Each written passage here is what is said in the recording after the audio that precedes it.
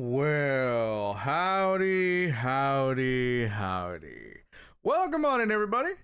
I hope you guys are doing great. I hope you guys are having a great Thursday because I know I am. Welcome back, everybody. This is the Fates D&D campaign, Season 1, Episode 30. Lanterns in the Rain. I, if you can't already tell, am excited about this session. My players they never know what's gonna happen. I sometimes never know what's gonna happen. Except for today. Well, partially. I don't know what's gonna happen in the middle. I don't know what they're gonna do. But as the saying goes, all roads lead to Rome.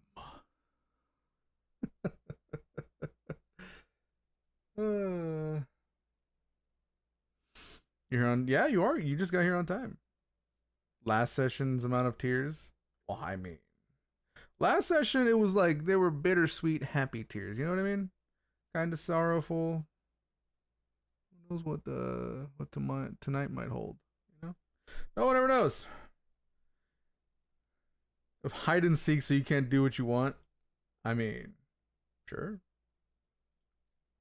If that's what you guys want.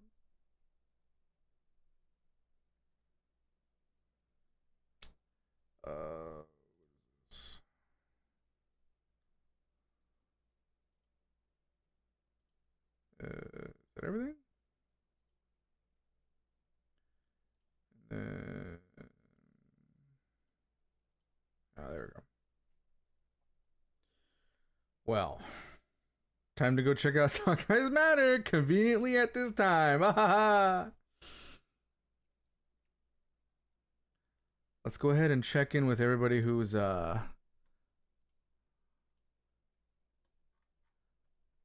here.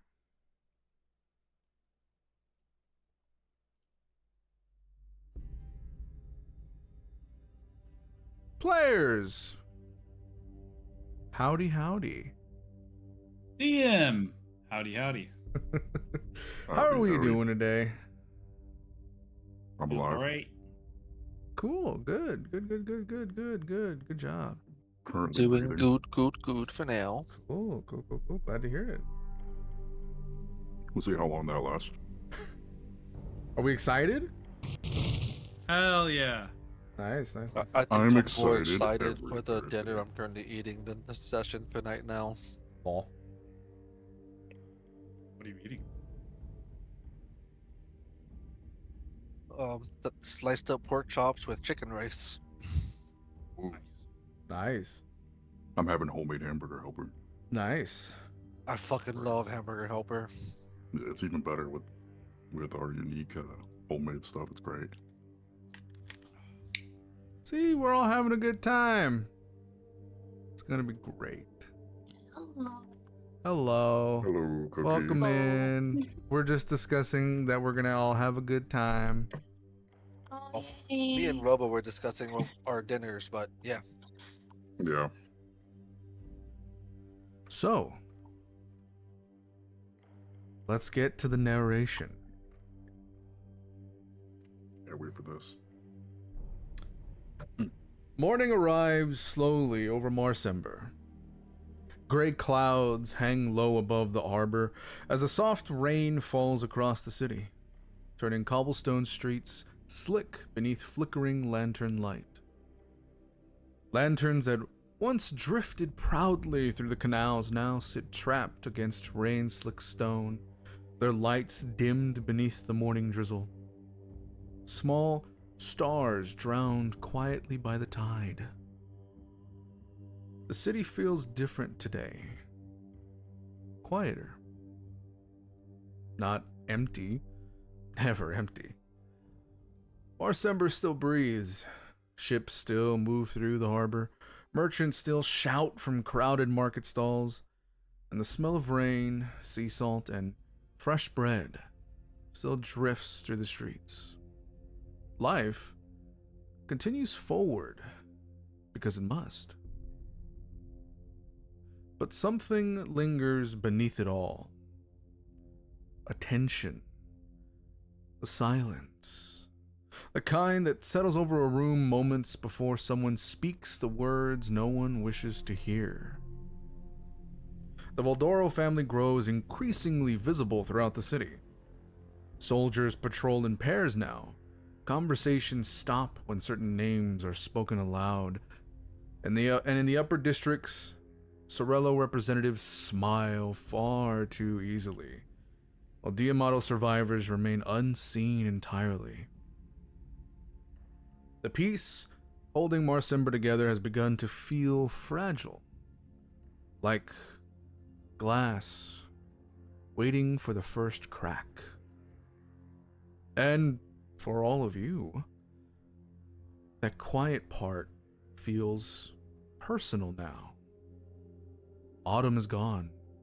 The room upstairs remains untouched, the bed neatly made. A forgotten cup still sitting near the window, as though she might return at any moment, asking what she missed. But she won't. Not for a while. Cawpy catches himself glancing toward doors before remembering. Tonkai still feels a tether between them faintly somewhere beyond the plains. Distant, but alive. Araneth finds himself replaying old conversations in his head, wondering if there was something else he should have said before she left. And Sarsilia. The moon inside you remains awake, closer than before. The silver within your eyes no longer fading with the morning light, and somewhere deep within your soul, something ancient watches the rain fall over the city alongside you. Patient, waiting, listening. Outside the tavern windows, Marsember continues onward beneath gray skies and fading lantern light. People laugh, trade continues, children run through puddles in the streets. The city refuses to stop living. But beneath the canals, beneath the politics, beneath the uneasy peace between families, something sharp is slowly being drawn across the throat of Marsember. And soon, the city will bleed.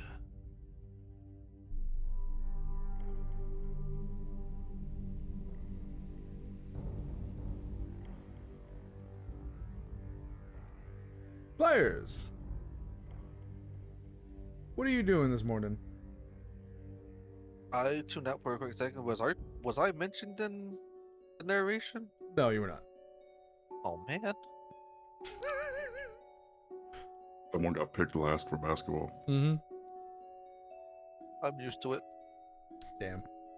So we like rested at the tavern overnight. Yeah, you guys took a long rest. Okay, cool. Just making sure.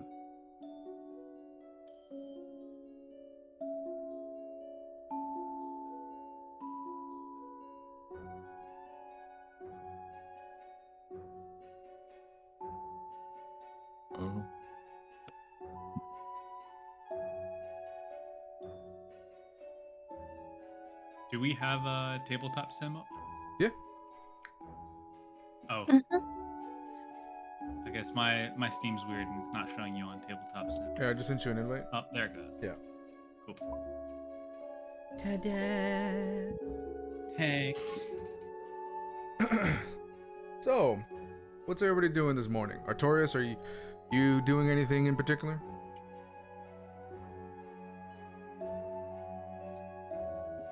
Our choice is just gonna be awake and just find a quiet spot to sit downstairs, just letting the silence hang in from the previous night's events. Sure.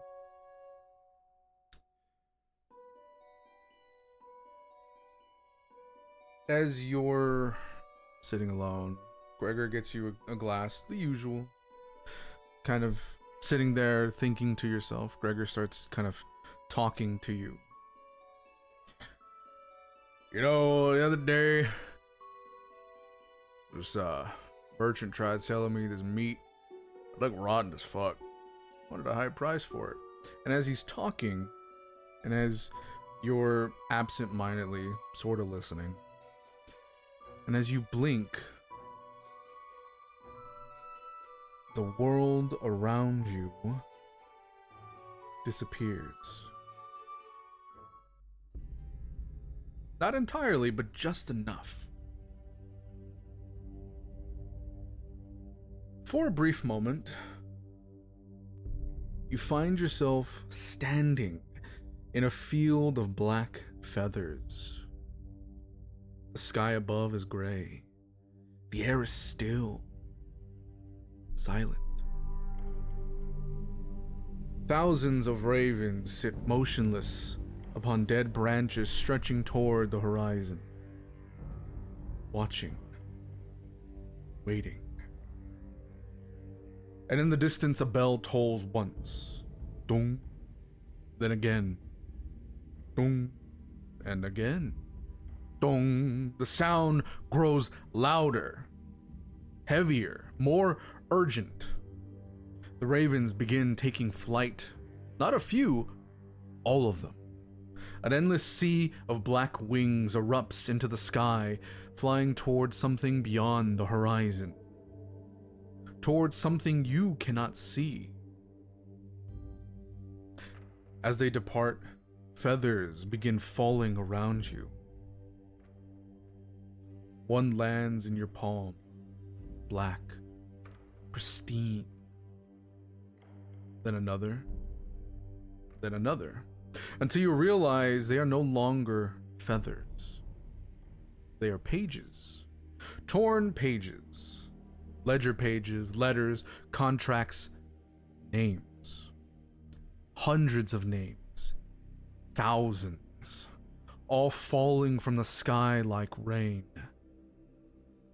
And among them, a single drop of blood lands upon your hand. Then another, and the bell tolls again. A woman's voice speaks, calm, measured, familiar. The matron. The river rises. Blood continues to fall around you and on you.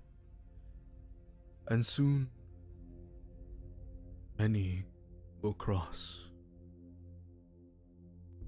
The ravens vanish, the vision shatters, and suddenly, you're back where you were. The sensation lingering only a moment before fading. But one thing remains.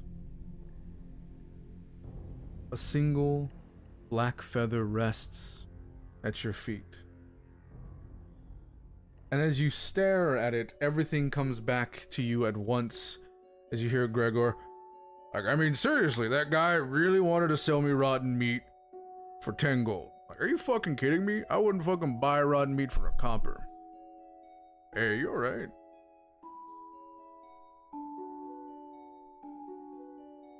Artorias is gonna kind of like snap back too. Sorry, were you saying something? Nah, I was just talking about how a merchant tried selling me rotten meat. I didn't buy it, of course. I only buy the most authentic and pristine kind of meat. But, he's gonna kind of refill your glass. You look like something's bothering you. You sure you're alright?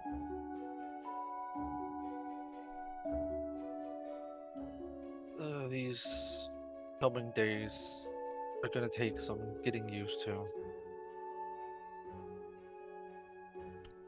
Talking about,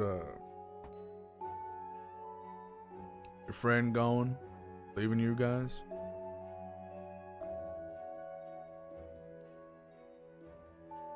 Mostly that. But some other stuff as well. Well, friends, well, people in general, tend to need time to process different things. She's still your friend, she's just further away. She'll be back when she's ready. She'll be back when she's healed. No sense in worrying about what you can't do anything about, right?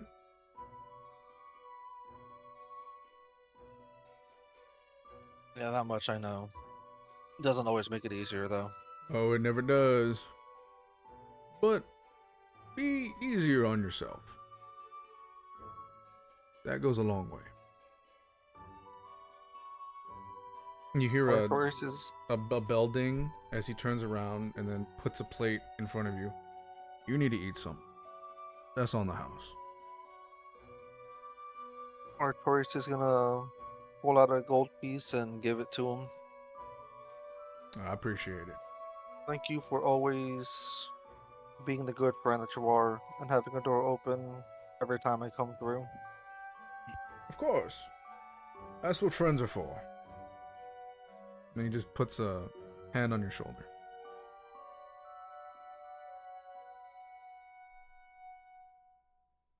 Artorias is gonna give a soft thank you, nod his head to him, and start to slowly eat.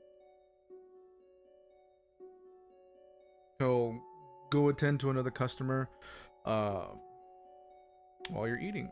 Who is waking up next? Or who's going to come downstairs next? As Artorias looks down at his food to start eating, you see like a little hand coming up and kind of like patting around the table, looking for the food.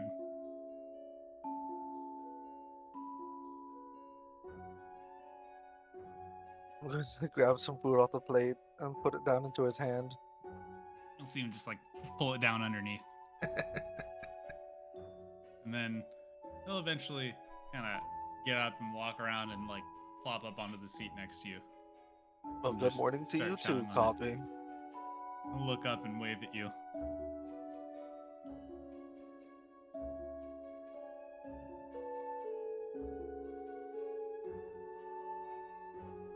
Cawpy, do you order anything from the Gregor Tavern, like a drink, food, anything?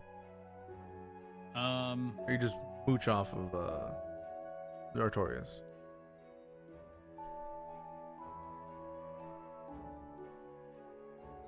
He'll like wave over to Gregor to like try to get his attention. Mhm. And then in Andel's voice, he'll say, "Blueberry pie."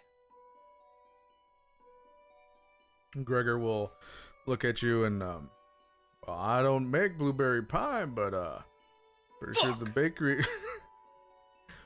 He's gonna look over at Artorias. You teach him that? I don't think that was me. Well, regardless. That wasn't me, right? No, No. it was It was Tonkai. it was Tonkai. I would never.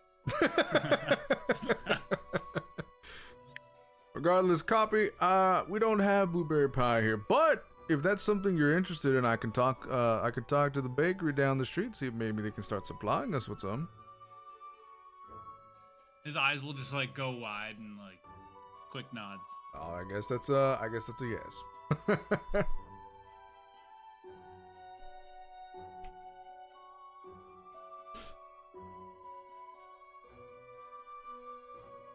From there, he'll just kind of like check his bags and like peek inside them, and then like secure them tightly on like both of his hips.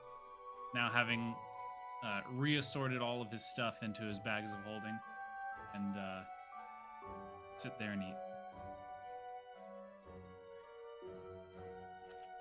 If you want, Cawpy, after breakfast and Tilia comes down, we can probably all go to the bakery to get some sweets for you as well. He'll just like look up and give some nods.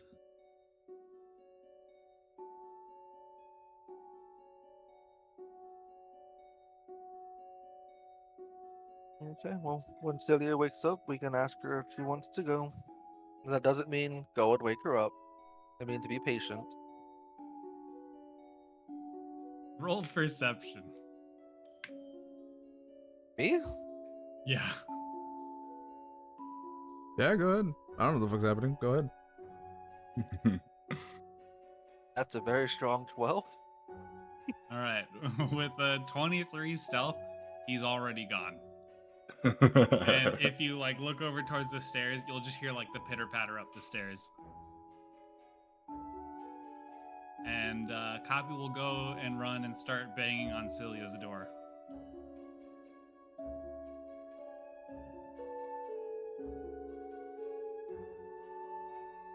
It's more interesting. Hold on 1 second. Hold on 1 second. Araneth's gonna hear Cawpy knocking on Celia's door. He's gonna open up. He's gonna look outside. And he goes, "Ooh, that looks fun." Just start joining in on the knocking. Celia's door just getting beaten the hell down. By the two smallest people in the party. So it sounds like one normal person.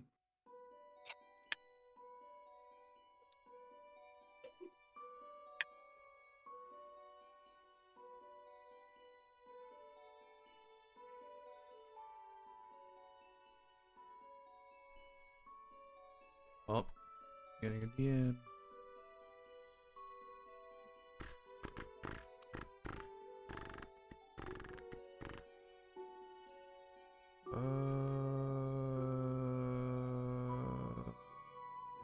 Yes.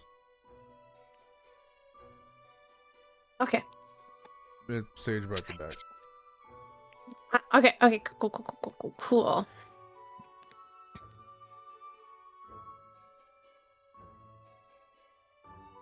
She's not responding. Cawpy's gonna pull out his trusty lockpick. And he's gonna let himself in. Door isn't locked. Oh. Well, he's still gonna pull out the lockpick. Yeah, you He's pull gonna out the start, like, lockpick. messing with it. And as you do, you're like, oh, take it out and just open the door. You can feel that it's unlocked. And he'll like swing it open and just be like kind of peeking in from the doorway, like kind of hiding most of his body behind the doorway. You're gonna see like a Tom So- and Jerry scene where it's Cawpy on the bottom, Cawpy on the bottom, Yeah. peeking his head around, and then I'm floating above him, Both peeking my peeking head around. around the ledge. Okay, but you guys threw the door open? Like slowly, like kind of pushed it and let it like ride itself open. Okay. You will see like Celia like completely dressed and everything already, but she looks lost in thought. Is she looking at the doorway? No. Roll perception. I love hearing the dice roll through your mic. Can you beat a 27? It's Cookie, of course you can. I mean, Ruben, if I rolled a nat 20 with a +4 to perception, would I beat it? I think you would notice a noise, but you wouldn't like notice him. Because I know in the past I've said, oh yeah, nat 20, you know, but it's a critical success. But in this case, because his number is higher, I'm going to roll that you do notice something, you don't notice him. Okay. It was just like one of those. In No, the yeah. past, you've added like a 5 to it, so technically I would have noticed. Yeah. But, like, not yeah. this time. Yeah. Okay, cool. Wow. And where are you like sitting or standing lost in thought? Are you just like by your bed, or are you like I would be by the window, just kind of staring Okay. out at it. then as you're like staring out of the window, your field of view looking straight ahead, you just see like his head pop up in the bottom as he does like a little jump, and it like kind of pops up into your view and then down and back up into your view, and he's just like, blueberry pie. Blueberry pie, blueberry pie, blueberry pie. As he tries to get your attention. Oh, Cawpy. It's a little early for pie, isn't it? He'll like look down at his wrist, like he's looking at a watch that he's not wearing, and he looks up at you and nods his head no. I believe the child has a request. As I'm still in the doorway, just watching this. And I will like slowly turn my head towards you. Yeah, we can go Cawpy.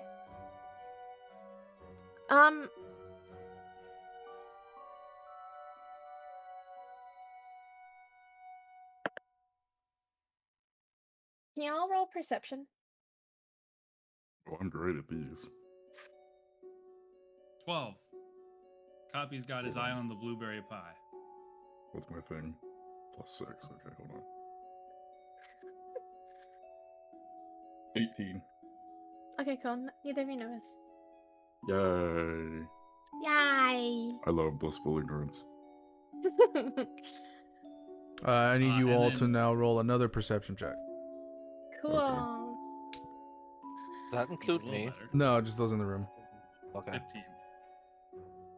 12. 21. None of you Where's notice. Sage? None of you notice. Where's Sage? She is perched on one of the beams on the ceiling, just staring down at you all. None of you notice her. It's like that one, I don't know if it was like a TikTok or a Vine of the cat, like with the lighting, and it's exactly what that looks like. But like, I would sense her, just not know exactly where she is, right? Oh yeah. And and- she's gonna jump down and scare Araneth. Sounds about right. Hello. Fucker. Hi. You know, Oh, if you hello, weren't Sage. friends with Cercilia, I think I would take you for a snack. You know what?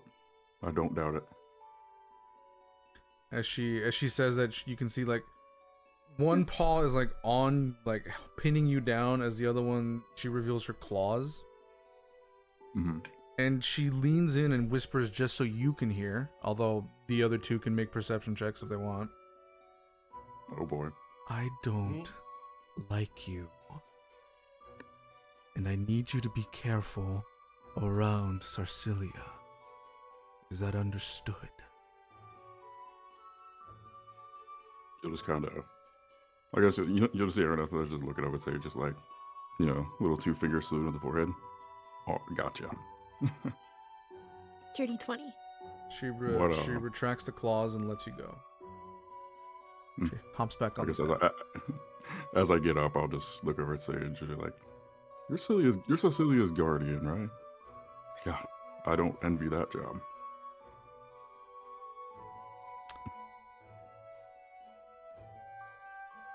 Does a 21 hear that? Yeah, the dirty 20 and the 21 do hear that.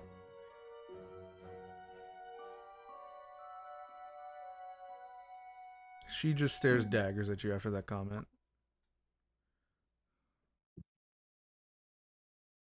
We've had to chase. We've chased after her quite a few times since we've met.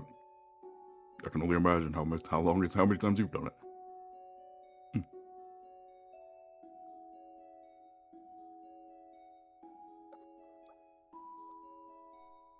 And as that's like happening, like as Cercilia gives her like confirmation for going to get the blueberry pie, Cawpy starts like taking his step towards the door and then sees that happening and freezes. And kind of just waits for the encounter to end. And as soon as it quiets down, he goes running out through the door. And he hears pitter patter away. And it goes running over to Don't you Tonkai's need- door and starts kicking and banging the door. Okay.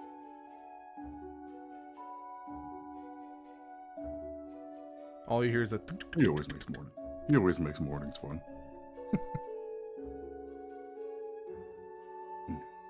So how are you feeling, Sarcilia? Seem a little lost in thought there. I'm fine. Alrighty. I'll just flare out. Go over to go over to Cawpy. I'll just watch and see what happens with Tall Guy's door. So Takai's already sitting up in his bed, just before Cawpy runs over. He's kind of just sitting at the edge of his bed. He has his eyes closed and he has his hand over his chest, and he's just kind of like concentrating and seeing, or like trying to feel like what's left of the tether, if anything. And he takes a moment and he's like, I don't know if this will work. And he's just gonna close his eyes and use sending to reach out to Autumn.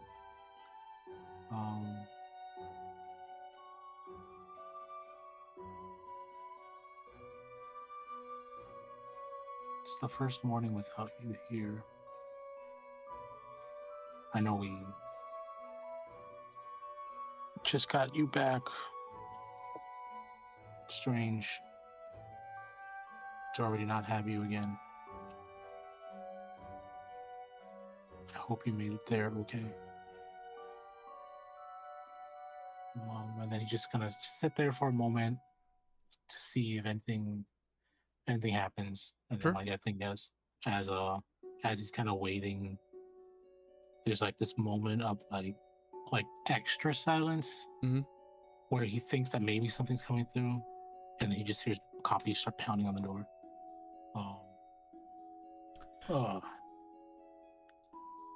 And he will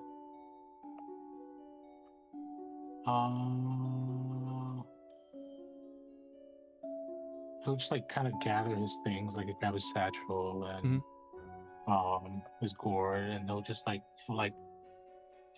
the door and use prestidigitation to open it.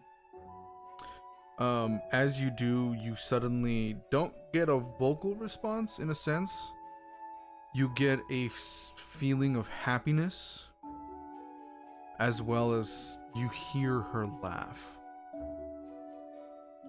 Not like the happiness of being reunited with her family and her friends over there in Exandria. And you get kind of quick flashes of what she sees, of what she's seeing currently, which is you see Dorian, you see a short halfling as they're traveling along some road.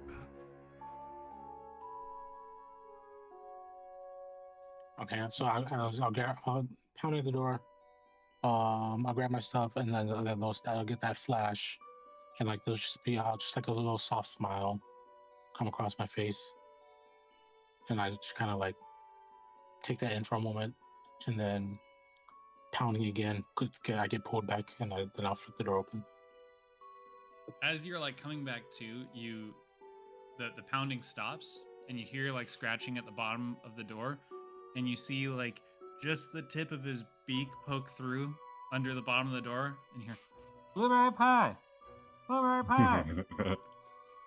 And then as he like feels the door start to pull, he like quickly backs out of it and pulls the door open. Yes, Cawpy. Did you need something? And he'll like kind of like clap like the like let's go clap, and then he'll kind of run in and he'll kind of grab your hand and start like tugging you to go out to the bar. It appears our latest mission is to get blueberry pie. Well, Tonka's just sitting there, and like his pinky gets grabbed, and like this little child's trying to drag him along, and he's like literally not moving a budge. It's like Cawpy with all his strength. Blueberry bar. Tonka's like, okay, and just like he'll like just like I don't know, birds have scruff, but he'll grab you by the scruff and just like put you on my shoulder and just start walking out. It'd probably look really awkward, but I can only imagine what it would look like if Araneth is like kind of on like riding on Cawpy's shoulders. Since you're only like a foot taller than me. A stack, yeah. Right. And as you're walking down the hall and you pass by Autumn's door, you feel like Cawpy's grip kind of like grab onto your shoulder to like stop. I'll pause. And you just see Cawpy like looking in at Autumn's room. Just after we take a moment, and I'll just look up to you, and like I'll nudge your shoulder with the side of my head. She's good, buddy. She's good. We'll see her soon. Hold on. Araneth's following behind to go downstairs with him. Whereas he'll hear that and he goes, ah, good. And as you say that, Cawpy's grip will loosen. And then I'm gonna get to the things that he's gonna sit on the rail and try to slide down.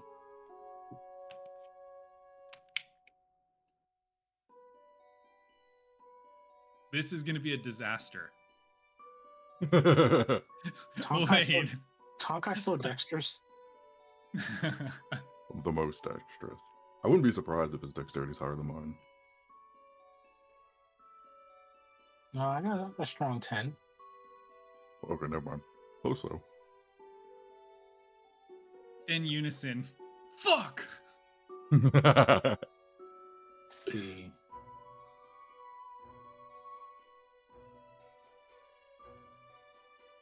I rolled twice.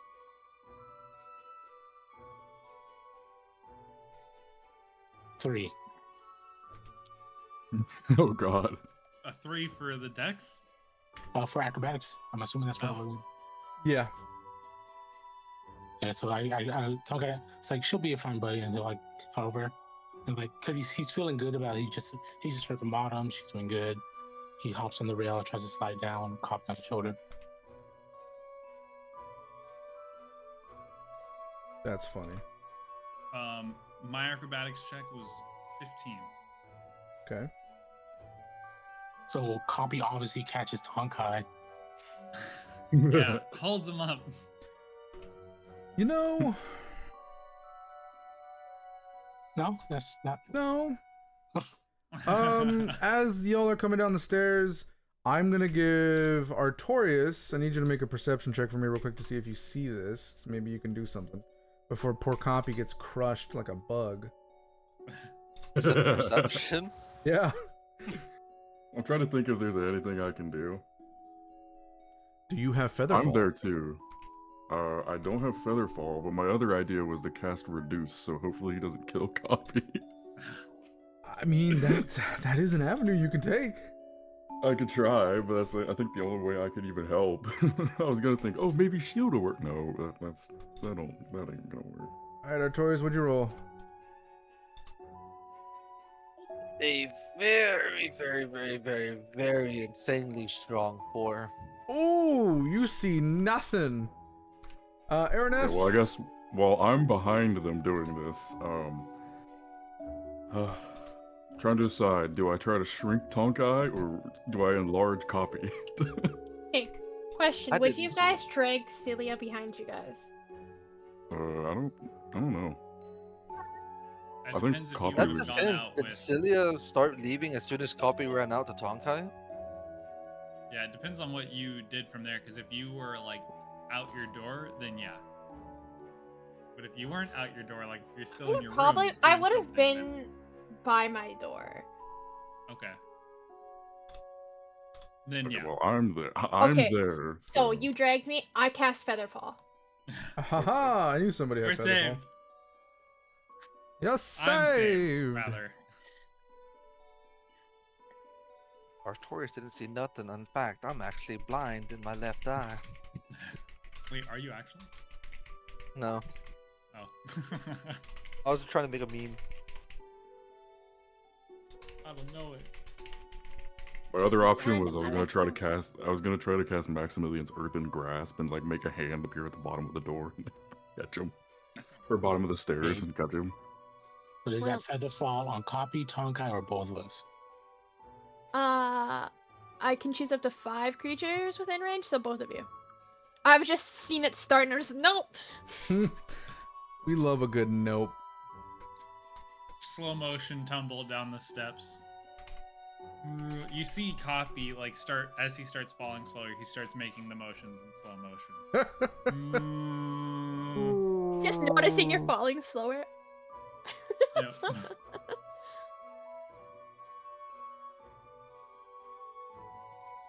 He's going down, so Tonkai's like flipping over the banister in slow motion. It's like that scene in Kung Fu Panda. Just Yeah. he's trying to do he's falling into a cartwheel.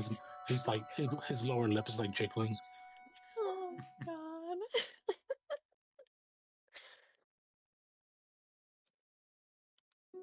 Our party has problems. I mean, But I they- didn't cause the but problem. they have fun. Yeah. And that's a word when you pronounce fun. so, as you guys fail to slide down, Sorcelia manages to cast Featherfall.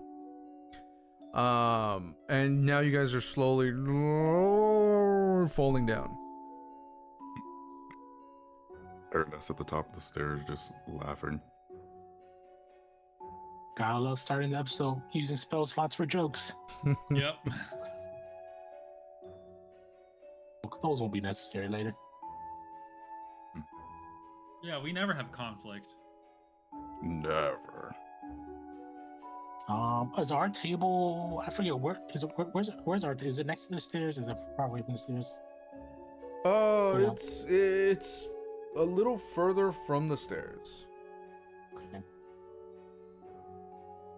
I always imagined Artorias sitting at the bar as far from the stairs as possible. Yeah. I Definitely don't know that's if it what was ever Artorias is stated doing. that that was his spot.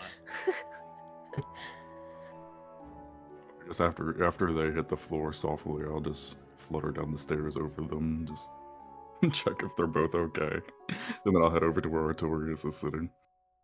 I'm gonna be mumbling as I come down the stairs. I'm like, we just lost somebody. Why are they not being careful? We just lost somebody. Actually, like I land and like I'm trying to getting upright and like I hear, she's okay if that makes it feel better. I'm gonna like shoot you a glare. It's like that's not better.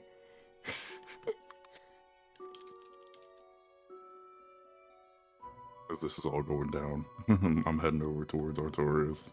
I'll just be like, it was a hard hit to lose the only two to lose the two most to lose the two people who appreciate music the most.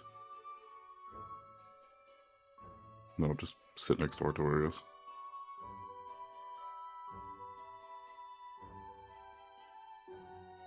I imagine like so I get up, like I'll grab Cawpy, and like put him back on my shoulder. I imagine there's a situation where because of how like anxious he was beforehand or like excited, Mhm. I start walking towards like the table, and I just feel Cawpy grabbing my ear and using like me as reins towards the door. Yeah, exactly. Oh, I think we're going this way, as I like just veer right to the door. I'll just, as I sit down next to Artorias, I'll just be like, I guess Cawpy got everybody ready to go get blueberry pies, it seems. I was like, well, I mean, the store will be there. Cawpy. Are they even open? What time is it? You see some drunkard who has been there since the evening wake up. It's gonna be 8 o'clock. And then he just falls back Is this door asleep. open? When do we know? Yeah, they open around like 7:30. Okay. Cool. I'll look at Tonka. Tonka, if you want to eat, I'll take him. I'll take Sage with me. We'll be okay. I was like, wait. I think if we get there early enough, we see the pastries slide under the glaze. I'm down to go. I've never been to this bakery. Artorias is going to get up and join them. I see you woke everybody up, Cawpy. He'll just kind of like turn and look at you like slowly, like he knows he's done something wrong. And then just like gives a little like snicker. Y'all got to have fun though. You hear Gregor kind of yell out, I hear if you get there just when they're taking the donuts out, you get one for free. Poppy's out the door. Yeah. I mean, feel like at that point, he's like your ears. dragging Tonkai's ears. I feel like at that point, it might even be more Tonkai. Tonkai just rushes past, like tries to run. Tonka had And free for- donut, and everybody roll up perception check right now. Oh boy. It's Tonkai's turn. 18.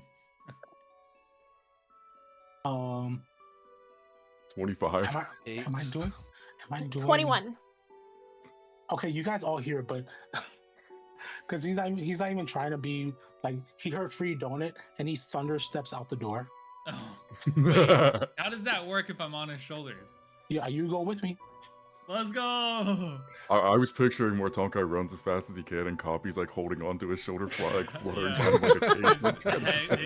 his legs, his feet, like flailing behind him. So you guys thunder, like, just as I step through the door, free donut. You see there's a thump, and the doors like start swinging off the hinges, and you guys just like look through the doors and you see Tonkai's like an extra like 50 feet out already. And I mean, they can't see Cawpy's face, but he's got the classic like meme Tom and Jerry like explosion in the face, like hair stuck backwards, eyes wide, and he's like holding on to you. It's that fucking behind. Daffy Duck meme where his beak is spinning around the sun. Yeah, exactly. As you guys thunder step out, you just hear people kind of talking and then start looking up. I don't think it's supposed to thunderstorm today. We're supposed to get some rain, but that was wild thunder. It felt like it was right next to me. That drunk guy that told us the time, he's sobered up now. Oh yeah, 100%. Artorias is just gonna look at Cilia and Araneth. So, are you guys ready to go? Well, that's a third level 4 joke. Do I have Sage? Yeah. Okay. I'm already out the door following them. I guess as me and Alright, I guess Artorias are sitting we're next the to each ones other. playing catch up. Me and Artorias just she's- look at each other like, oh boy, She's let's perfectly try to catch up. balancing herself on top of your head, Cecilia. Nice. Yeah. Perfect balance Mhm. for me too. Oh yeah. Love having classical training. Woo! You see Sarcilia just fucking with the cat bouncing on her head, and then she's on like the edge of a sidewalk, just like teetering, trying to bounce. Speaking of, as you walk out, Cecilia, you notice that it is raining, but none of the rain is hitting you. And if you look up, you see that Sage has created a little like magical umbrella above you both, and you just hear in your mind, "I hate rain." Did I know she could use magic? Through you knew that she could use, you can use magic through her, but you didn't know this. Even after a full year together, I wouldn't have known she could cast magic. No, you're still learning things. Oh, okay. I'm not doing that. How are you doing that? Don't worry about it. Just head to the bakery. Just be glad you're not getting wet. Okay. So I guess I guess I'll just fly up, and I'll just kind of land on Artorias' shoulder, like, guess it's time to go catch up.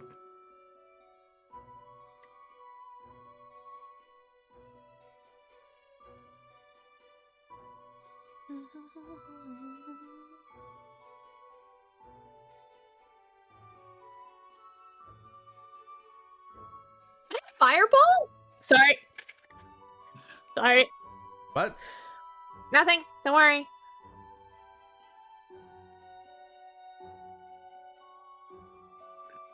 Well, I would assume so. Make it to the bakery. Woo! Woo! So, you guys make it to the bakery. Tonka, you're already there, and as you enter the door, you smell fresh baked goods. You smell honey buns. You smell fresh donuts, which actually did just come out as you walk in. And there's a little magical like pop with some confetti flying, and like, hey, you get a free donut! Yay! He'll like put up his like, first it's like whole hand, then he'll just change it to a finger to high five a Cawpy. Yeah, he'll high five your index finger.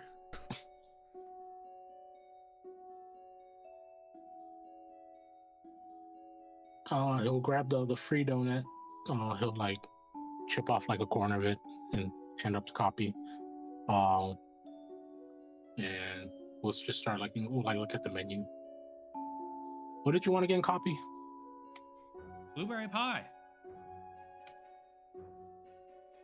Okay, we'll get some of those. And then I'm just kind of staring, looking at it as I wait for everyone to catch up.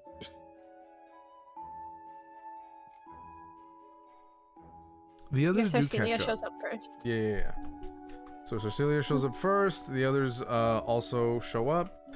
As you guys start ordering, you see Grant isn't in the front helping. He is in the back. You see him kind of like full of like you see like flour kind of on his face and arms. He's making a bunch of like the baked goods. You see he looks like he's hired some workers who are helping him up in the front. He looks like he's fucking busy.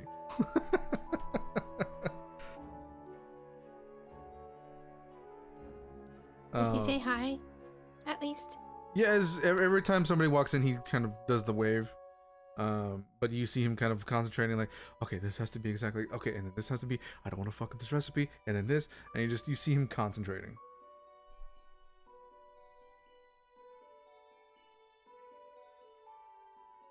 Intense.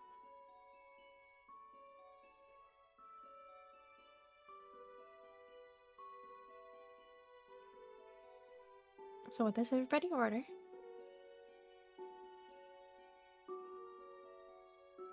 Since it's Araneth's first time there, he'll just kind of he'll fly off Artorias' shoulder, and he'll just kind of flutter over to the counter and just kind of peruse and see what they have. You see an assortment of different baked goods. You see, like I said, honey buns, halfling bread, donuts. You see some jelly-filled donuts. You see some all kinds of different bread. Okay. You see him bring a batch of cannolis that he just freshly made.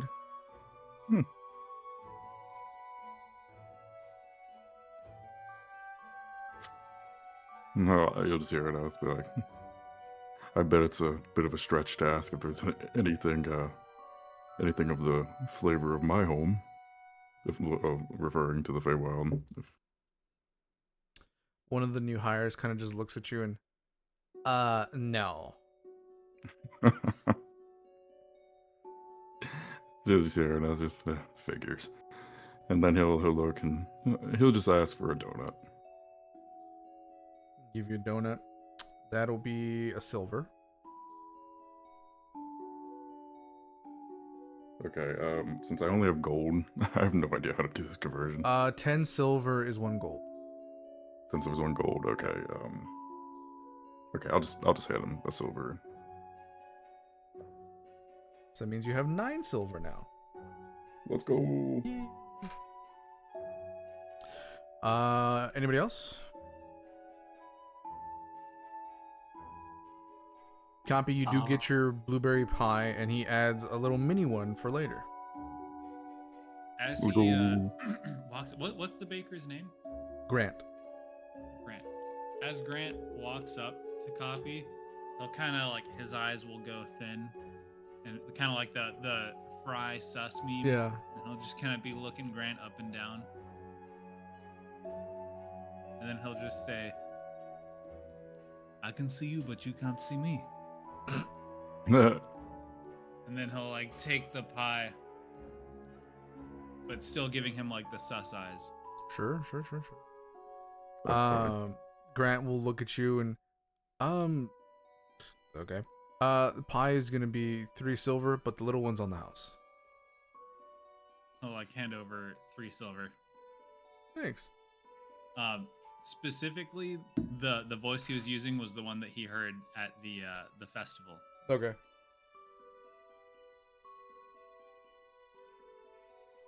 He's just looking at you, not acknowledging it whatsoever. Right as Kind of, Araneth's about like, to take a bite. Turn away with his pie. Right as Araneth's about to take a bite of the donut, you're gonna see him start casting magic. He's gonna cast prestidigitation on the donut. And he's gonna change the flavor of it. It's gonna like sparkle a little bit. He's gonna try to make it feel a little bit more like home. Okay. Try to give it some more, flavors of the Feywild, so to say. He's just gonna take a big bite. When Cawpy sees you do that, he like runs over to you and opens up his pie and holds his pie up to you. Of course, anything for you, little man, and little man, but you know what I mean. I'll cast it on the pie too,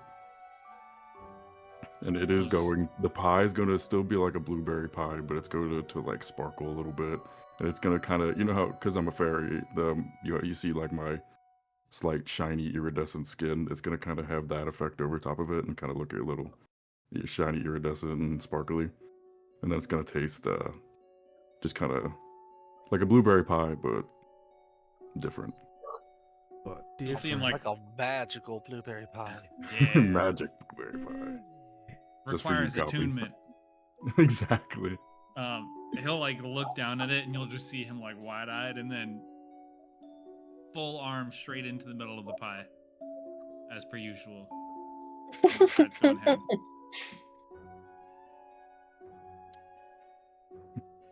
I love your style, Cawpy. And we're He just just chowing sits down down in the on middle our. of the floor there, like in the middle of the lobby and eating the pie. I join him. I sit down next to him.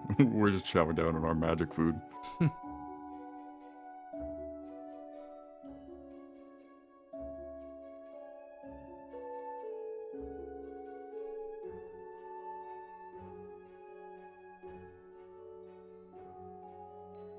Anybody else?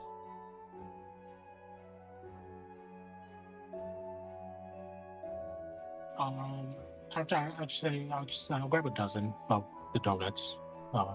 Surprise meal flavors.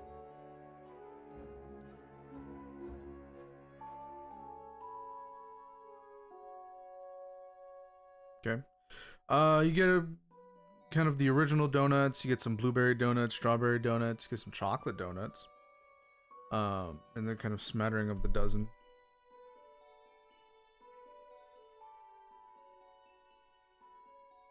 And it's like, thank you, and I'll toss him. I'll hand over a gold piece.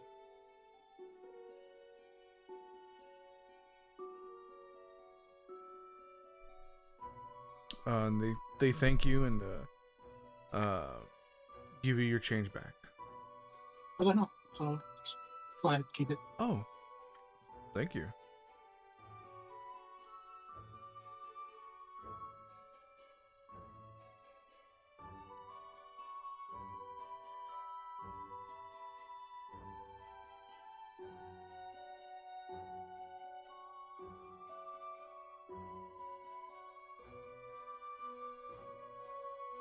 Anyone else?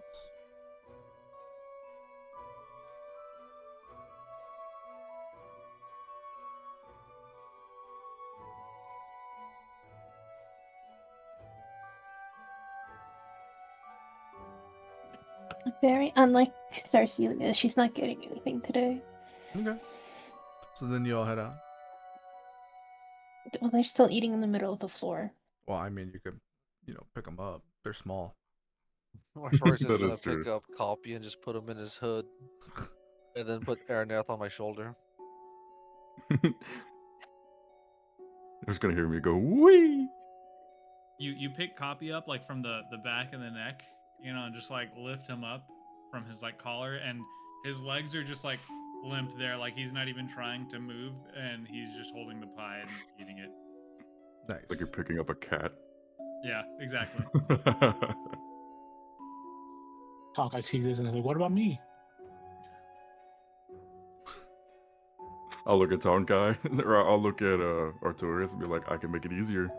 I can make it easier for you, Artorias, and I'll gesture like with magic in my hand, like I'm about to cast Reduce on him.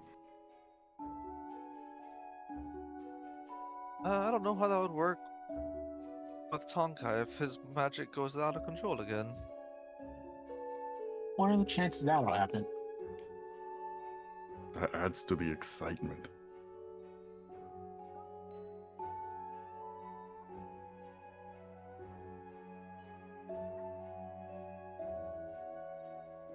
Sure, why not? It's been an interesting morning so far.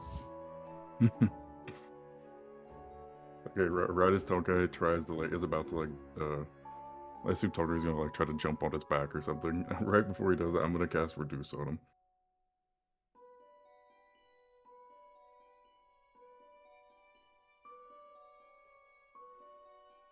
Nice. So you reduce, and you pick him up.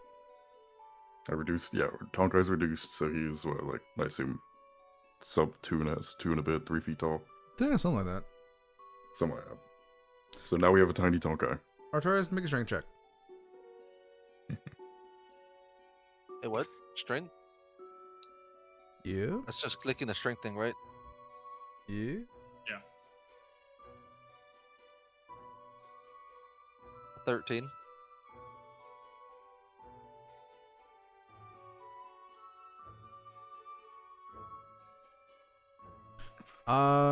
You struggle a bit having all three of them on your shoulders and picking them up and whatnot, but you manage to hold them all. Because I'm 30 pounds, Cawpy's whatever he weighs, and Tonkai is an eighth of what he used to weigh while he's reduced, so it's whatever that amount is. Artorias literally carrying the whole party except for Cecilia. Pretty much. Oh no, literally, actually, yeah, I didn't think about that. We're down to 5.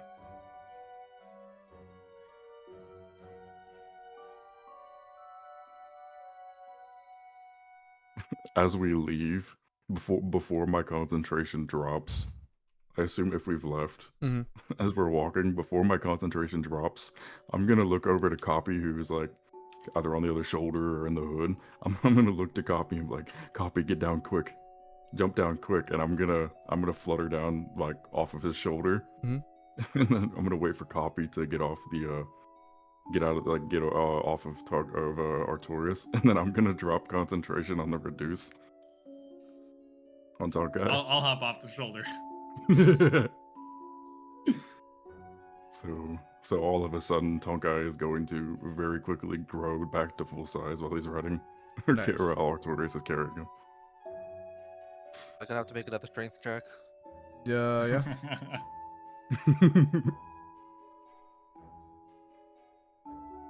17. I'm gonna say barely, but you managed to not topple to the ground.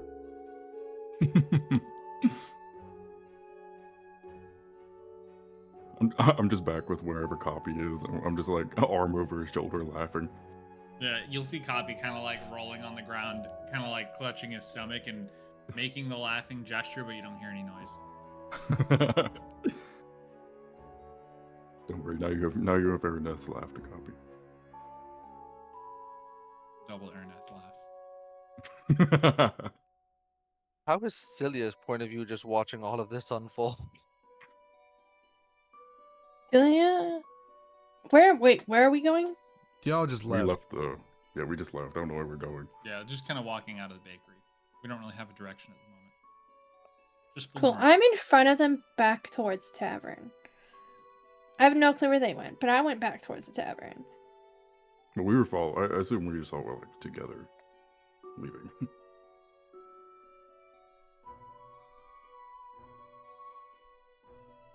Like I said, I'm out in front, so I didn't see any of this.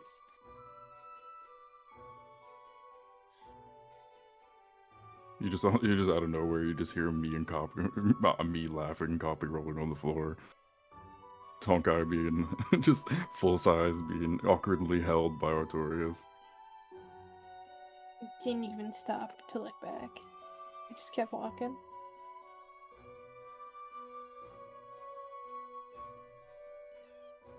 Just kept walking. Mm-hmm. Okay.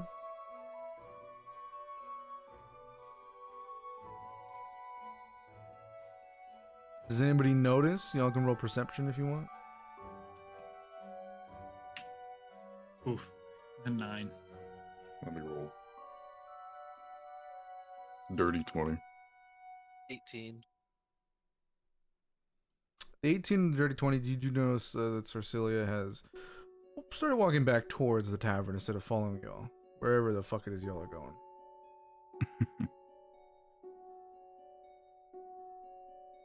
Well, looks like Sarcilia is not really interested in exploring today.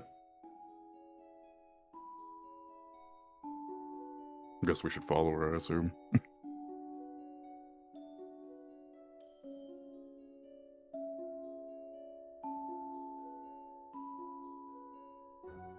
I'll Tonkai will. awkwardly look up at Tonkai since I'm still carrying him. Do you think we should go back with her? Only because I don't. Are we supposed to be doing anything today? Not that I don't think not that we know of right now. I feel like if anybody knows, be her, so we should follow.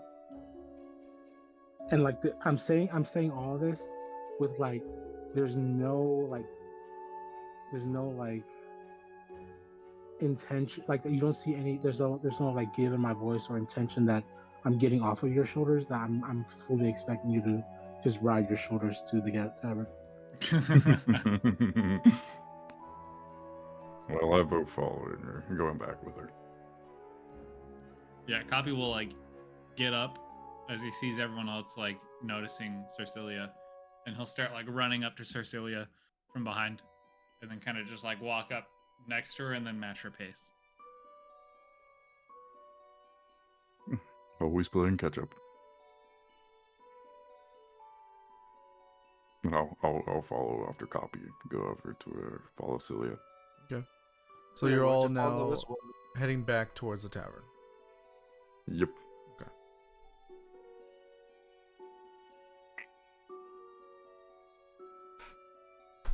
All right, you guys head back towards the tavern. As you enter the tavern, we'll say it's been an hour since you traveled to the bakery, had your bakery shenanigans, and then walked back. Gregor kind of looks up. Oh, you guys are back early.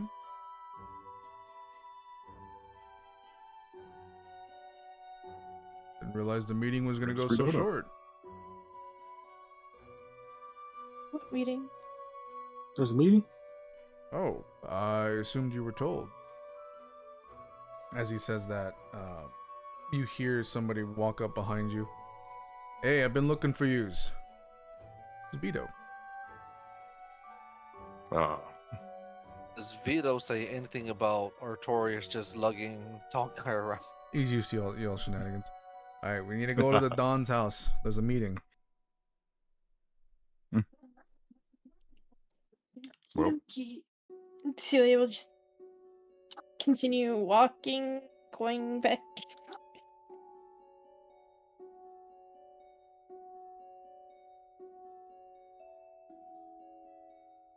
As we're walking out, I'm just gonna call out to Gregor. You could have told us there was a meeting before we all left out for sweets, Hey, and then walk out.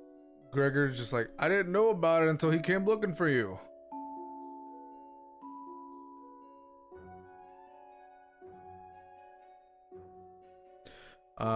Vito will, as you guys are walking with him, he'll kind of discuss some things. Alright, we get to the Don's house, say nothing, okay? The Don has some things to discuss, not just with you, but with some of the other higher ups.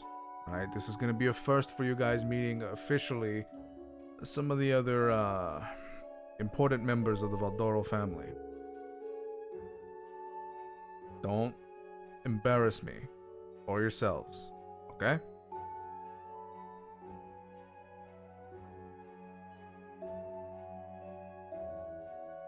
Celia rolled her eyes.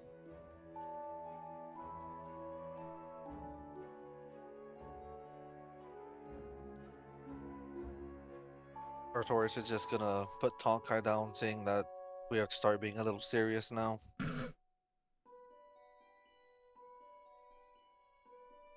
Vito doesn't remark on the eye rolling, he just continues.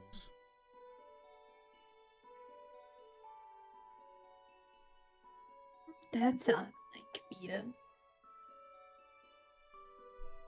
As Artorias is like putting down Tonkai, I look at Artorias like, oh, is he getting heavy? You getting tired? Need my help again? I could still carry him if I wanted to, but it seems like we need to get a little serious right now. Yeah, fair enough.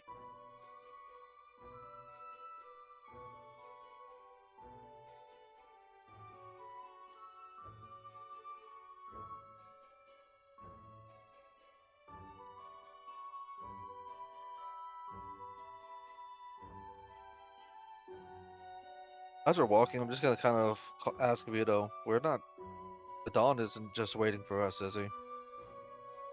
He very much is. Shit.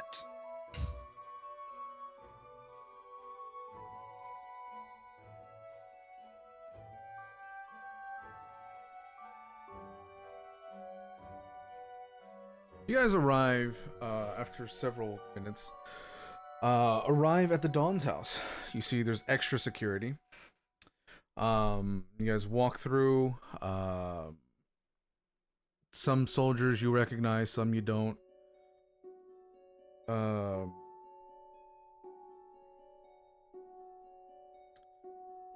You see soldiers like Marco. I don't know if you guys remember Marco, the Little Iron, from the very beginning of our sessions.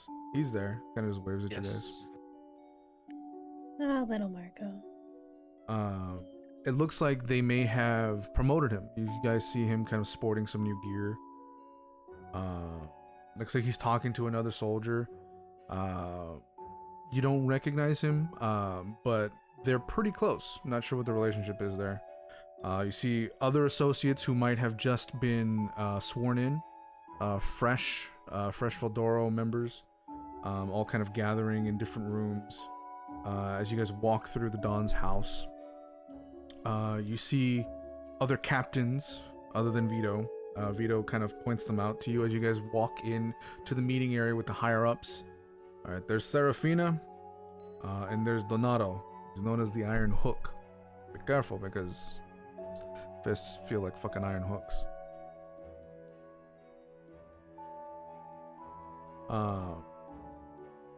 Donato will kind of walk up and introduce himself.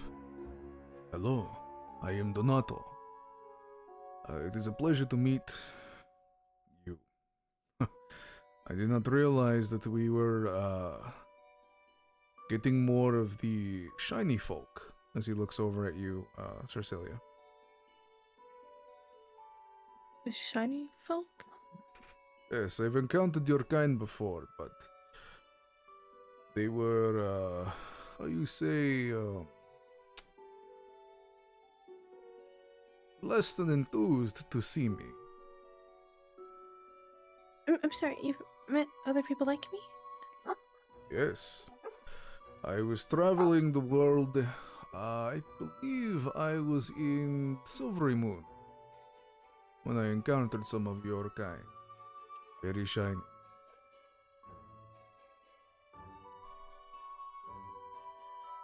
Serafina's gonna walk up. Hello. I am Serafina Valdoro.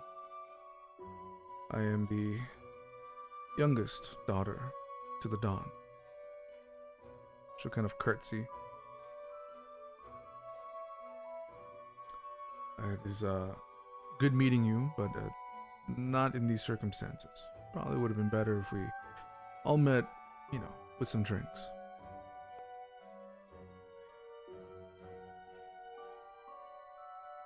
Donato, Serafino will take their seats. Vito points to where you guys are going to be sitting. You guys are going to be sitting kind of on the far end, not near the other higher ups. But he is going to be sitting with you guys, so he can kind of like tell you who's who. And as you guys sit down, you do see Vittorio walk in, the underboss, also the nephew to the Don. Walks in, kind of goes over, greets some of the other family members, the captains, goes over to you guys, kind of just pats each of you on the shoulder.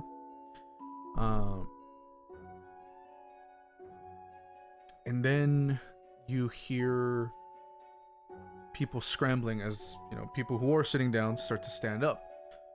As the consigliere, Lucretia, the Quill, walks in. Very elegant, human woman walks in wearing very regal looking clothing. She sits kind of at the far end of the table, but not in the lead seat. She sits off to the side.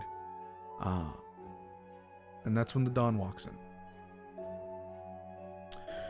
He's in sort of full dress and suit.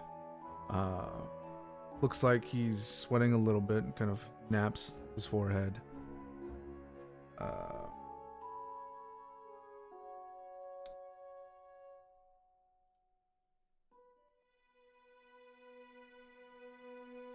He kind of waves everybody to sit down. He stays standing.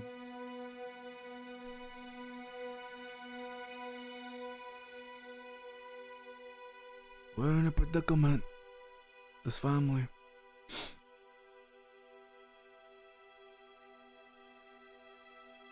We've been waiting for months for the Sorellos and the Diamatos to retaliate. And they haven't. That's dangerous. We can't let our guard down. So I've gathered you here today to discuss how we're going to move forward. He'll sit down.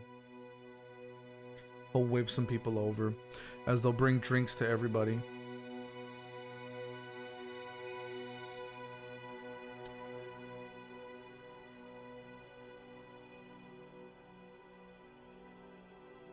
We need to restructure the businesses.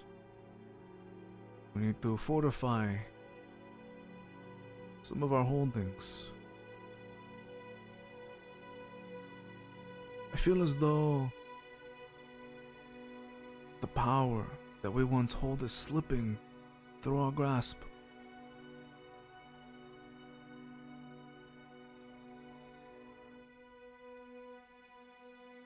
Some of you know me, have known me for a very long time. I've lived many years, longer than I probably should have. I've seen many families, many recruits come and go.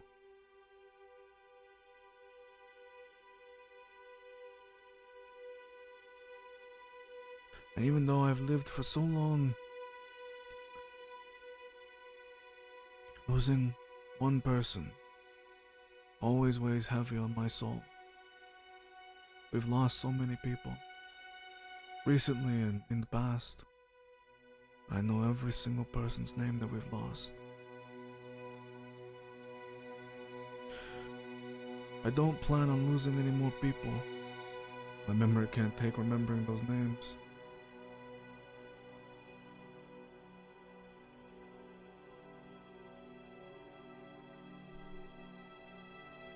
He starts ordering people, other kind of soldiers who are kind of standing around you guys, to pass out papers, just to the upper family. Vito gets one. He starts reading it.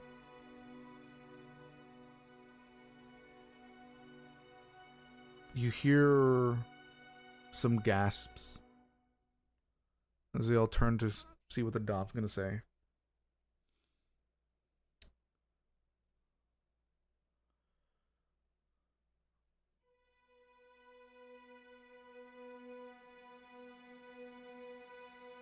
I've been doing this for too long.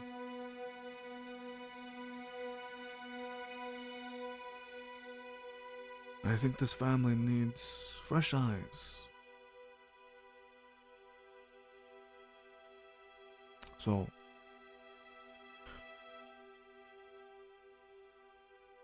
in the coming days, we'll hold a ceremony for my retirement and to announce that Vittorio will take over as the Don.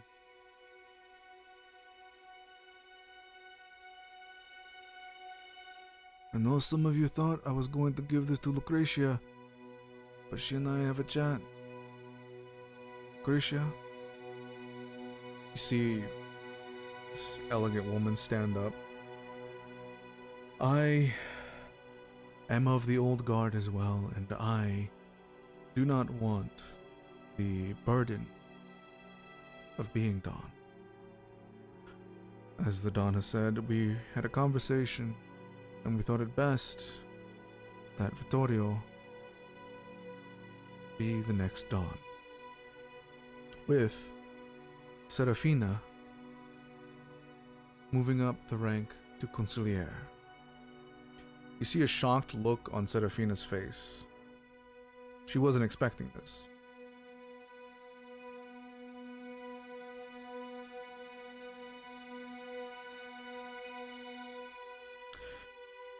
And Vito, you're going to be moved to underboss. Vito doesn't say anything, doesn't move. There is no hint of emotion on his face. Just nods. I want to thank you for this honor and the opportunity. I greatly appreciate it. Don Valdoro and Consigliere. Won't let you down.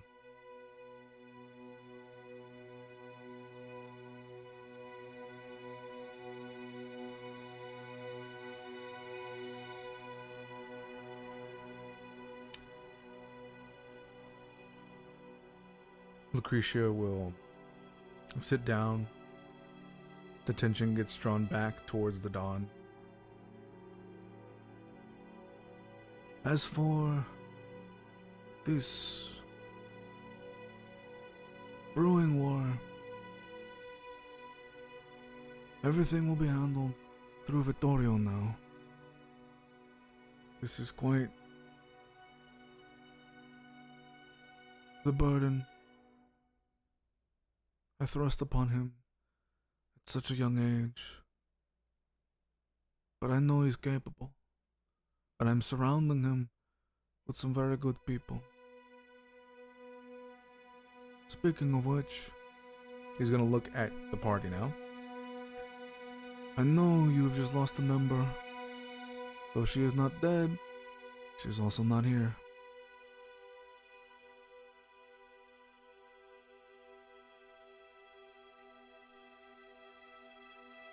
Losing someone is a heavy loss.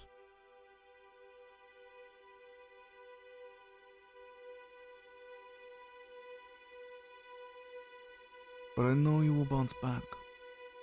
And I know you will honor this family.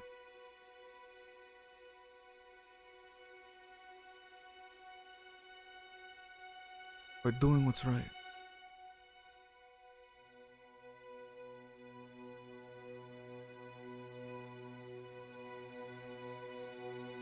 You were mere associates, and now you are my soldiers. Congratulations. As he says that, you see your rings transform.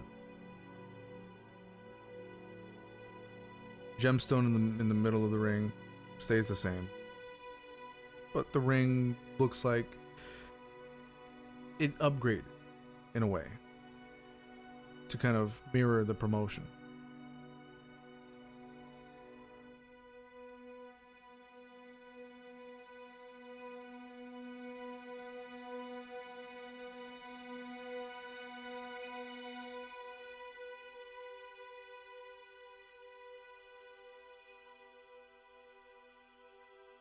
Do not tell anybody about this shift within the family. Everything that was said in this room stays in this room.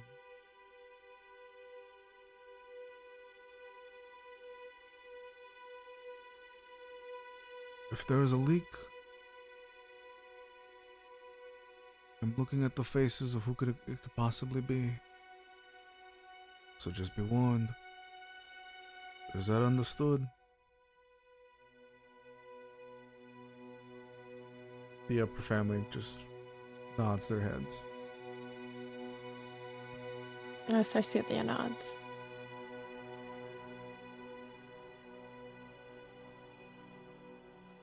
Excellent. And this concludes our meeting. Go with the gods and watch your backs. You don't see anybody move. The Don gets up, is escorted out, then Lucretia, then Vittorio. As the captains stay, and Vito just exhales the breath he was holding.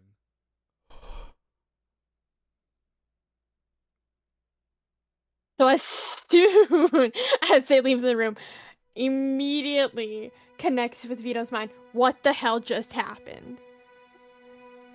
And this is in his brain, not out loud. Yeah.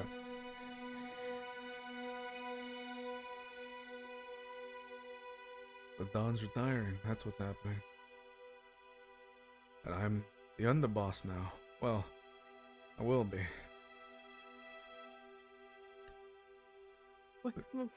Where are you on the totem pole now?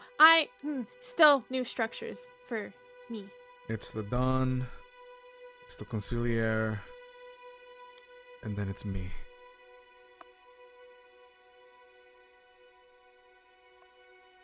Oh, so you can't babysit us anymore. Well, that's fun. I'll probably have Donato or oh no, Serafina is also now the Conciliere. Pretty sure he's gonna promote other people to captains that'll probably babysit you. You're gonna miss it. The fuck I am.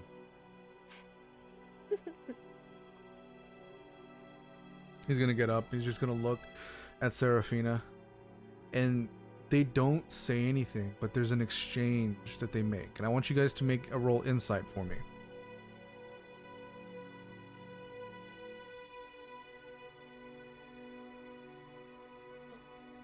That is a nat 20 for a 21. I got a nat 1. Got 22. I got a 16.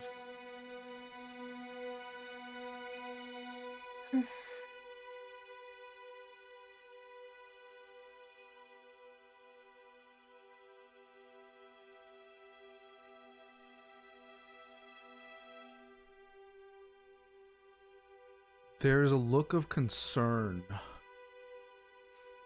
over Vito's face. Concern for Serafina. You're not sure why, but Serafina's kind of look back towards Vito is one of trying to reassure Vito that everything's alright, or going to be alright, and not to worry. But you're not sure what that's about.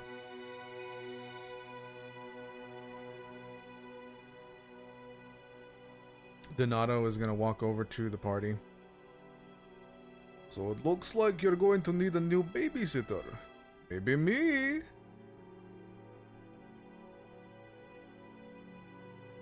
In Vito's brain. Please not him. I think this could be fun. Hanging out with another shiny one. Could be interesting. Your other shiny kin, they liked me very much. If you know what I mean. And kind of like slaps you on the back as he's laughing.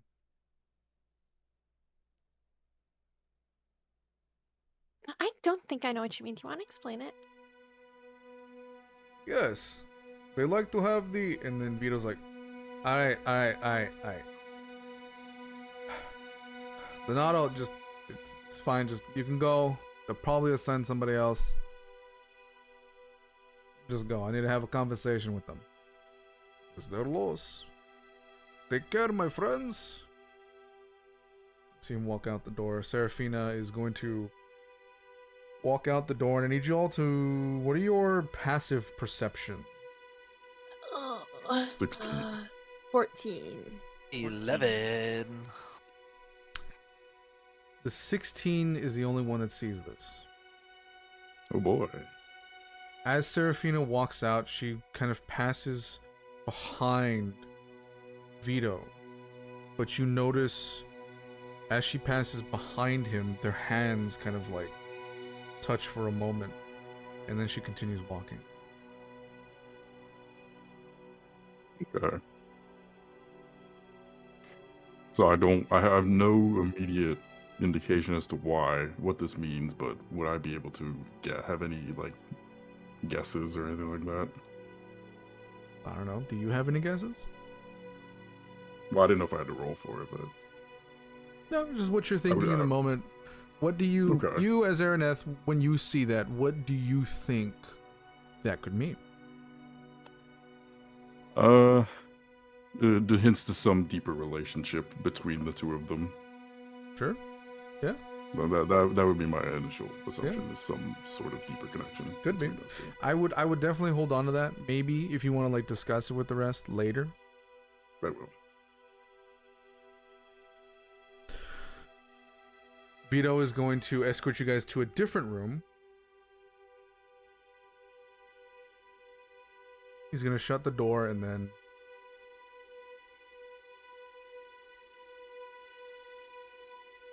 Well, things are moving a lot quicker than I thought they'd be.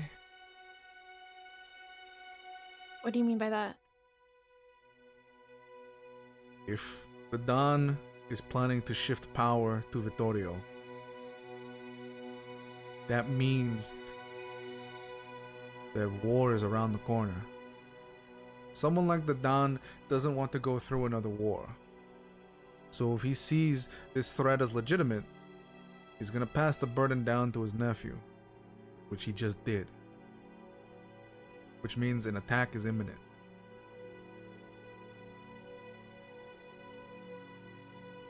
So we fortify. That's the plan, according to the Don. He's already hired more help, more associates. We've promoted some associates to soldiers. We just need to, well, move some trusted folk up to captain. As he What does says soldier that, mean? Soldiers are more trusted than associates. Associates are sort of like cannon fodder. Oh, thanks. Well, you're a soldier now, so you're fine. But soldiers are a little bit more trusted. They can be trusted with some more secrets than the associates. Associates, we don't tell them shit. They're just there to do what we tell them to do. And as he finishes saying that, he's gonna look over it, kind of just scanning your party. Artorias.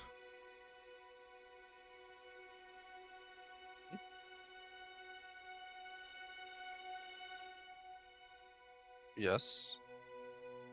How would you feel if I promoted you to captain?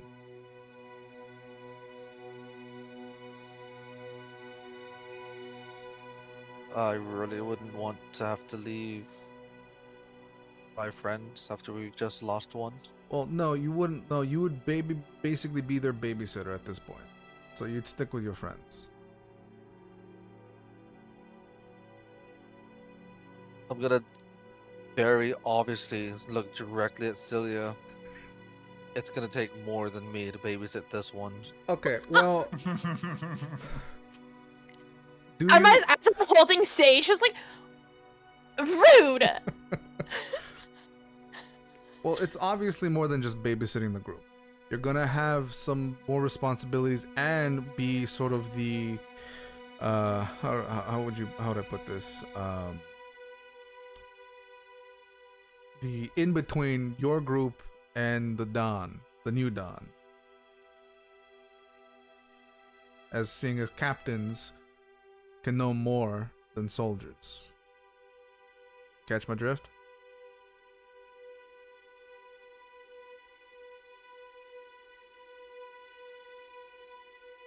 In the present time, I do not know if I would be a good fit for that, considering I'm still having internal struggles that I cannot control.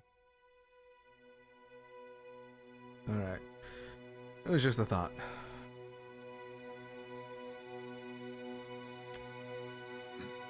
I do need to find some new captains to fill the roster. As he says that, Cawpy will like stand up and then like throw his hand up, saluting. Stand up really straight. I appreciate the salute, and he salutes back. But you're a little young to be a captain. Fuck!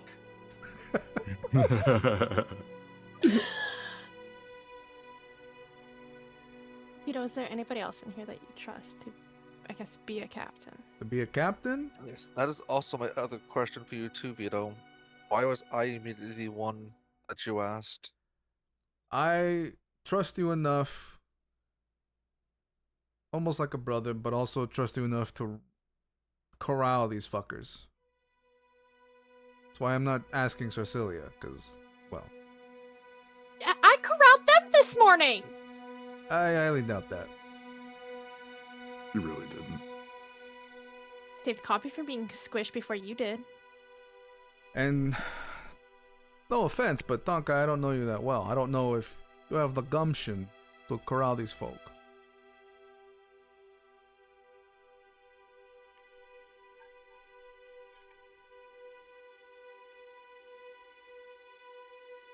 It's almost like Artorias is the only stable one.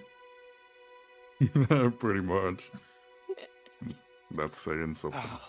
How certain are you that war is among us? As certain as I'm sure that I have a mole somewhere on my balls.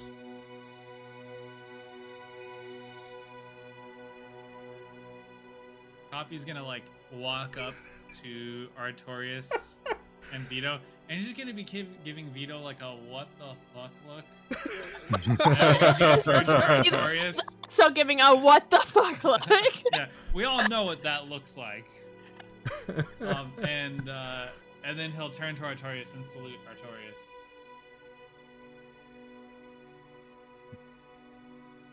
Fair enough, we'll go for Artorias, Artorias, but in come your on, brain. previous leader. In your brain, Artorias. You can do this. If you need backup. Remember, I'm always technically formally trained in the court. I'm sure it's not that different. I'm gonna respond in my head. Well, obviously in my head, since she's in my head.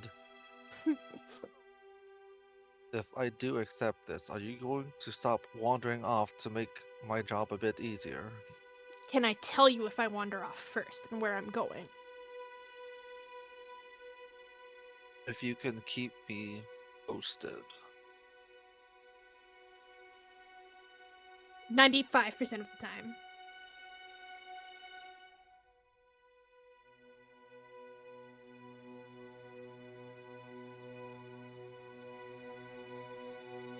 Just try your best to not sneak away from the group, please. I haven't been sneaky lately. I've been very blatant in my walking away.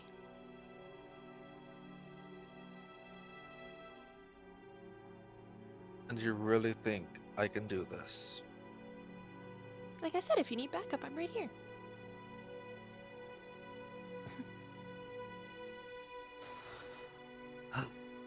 Oh, fuck it. What's the worst that gets happened? I get demoted. Well, Do you think you can handle this? Oh, was this still in his no, brain? no, no, no, That's- sorry, that's sorry, in my sorry. brain. It took me a second. So I heard it and I was gonna reply. I was like, oh wait, no, they're in their head. Never mind. Never mind. It's in the head. It's all in the head. Do you think you can do this?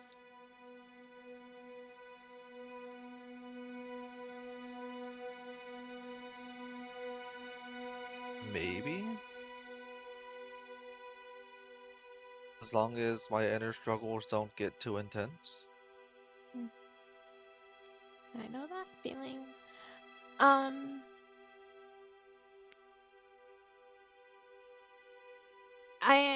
Speaking from experience of leading, it's difficult. It's a lot of responsibility. Can almost never think about yourself, which is probably why I'm so chaotic.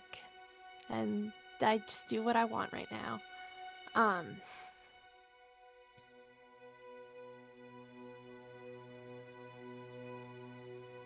But it's rewarding.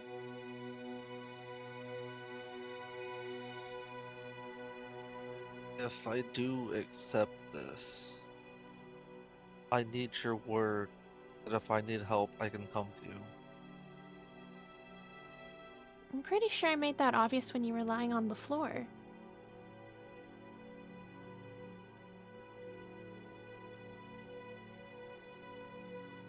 I'm always here.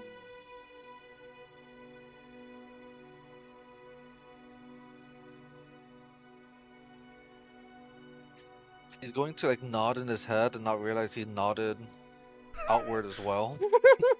What the fuck are you nodding about? Are you all having a fucking mind conversation? With the party? No, we weren't doing that. We would never. There's no group chat. Artorias is going to just kind of like, I guess, walk in front of Vito. If you think I'm a fit for this, then I will accept. I think that war is hell, and that in war you should use your best assets, and you're our best asset. I think you'd be a perfect fit for captain. And Araneth said, he said ass. God damn it. This is why we picked Artorias. 100%. That's exactly what I'm gonna reply to. This is exactly what I'm gonna reply in my head to Celia. This is why he picked Artorias, you know. Yeah. Still a leader. I'll Araneth will look at Artorias and just give it a salute. Just welcome, fearless leader. Let's not start saluting. It's not official yet. Vito was just asking. Oh, I'm not saluting. Well, I don't. Well, I don't Cawpy exactly. and Araneth both saluted to me. Oh yeah, but I'm just letting you know I'm not saluting ever. Well, I don't exactly disagree with Vito. I think you're probably the best choice for this. I think we'd have some really fun adventures if I was, but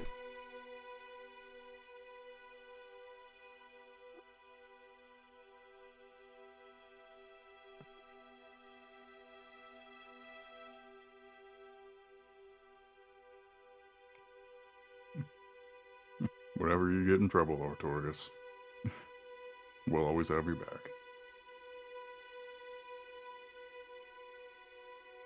I'm gonna hope I don't get into trouble.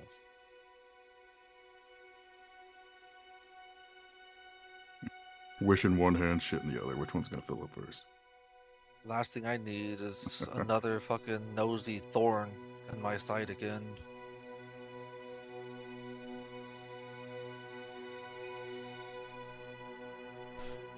So, Artorias, do you pledge yourself to hold the family in high regard as captain?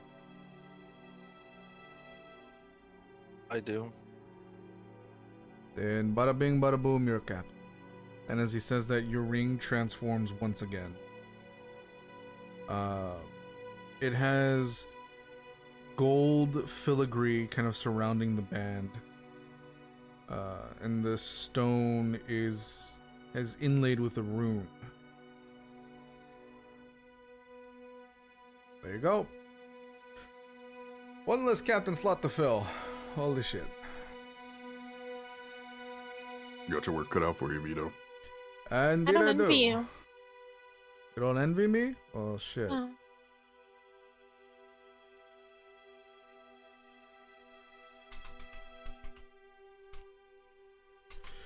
Well, I think that's all I needed to say. We ready to go? Where are we going? Well, fucking out of the Don's house. We've been here long enough. So I thought you had something. I was, there's a lot happening. So, Vito, what exactly does this mean for me now, other than being in charge of? You have a lot more responsibilities. We'll talk more about that tomorrow. I got some things I gotta do now that I'm the fucking underboss. I have way more responsibility than I had before.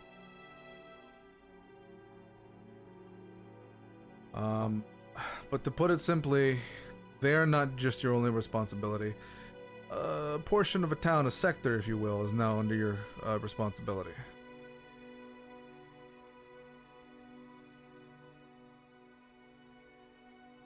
So good luck with that.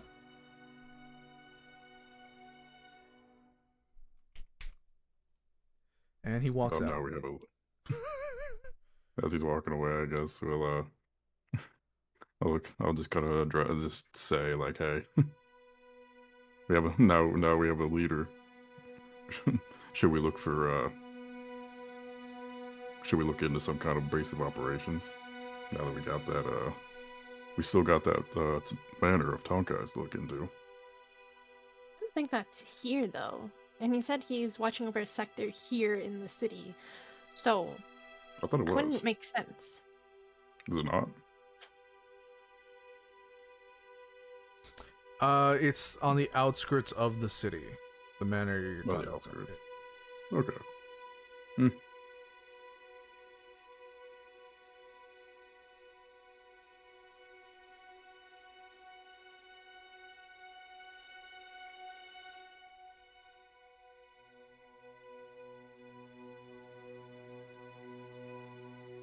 So, Artorias, how are you feeling?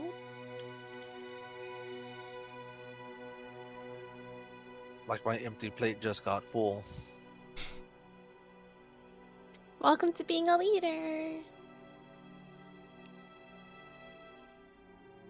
We'll help you. And she'll kind of like nudge you. Ernest on the other side, he'll nudge you too. Plenty of us have experience with leadership. You'll have all the help you can get. And if you're like looking at Sarcelia, she has like, you know how you just get this like this prideful grin because you're so proud of this person. That's what Sarcelia is, like that proud. I don't want to be like, because this is me as a teacher, but like proud teacher moment where it's like the students did the job and they all did so good. Yeah, this is her feeling to Artorias right now. Proud mom moment. Proud mom moment. Proud cookie moment because I was chaotic enough that it wasn't my character being leader.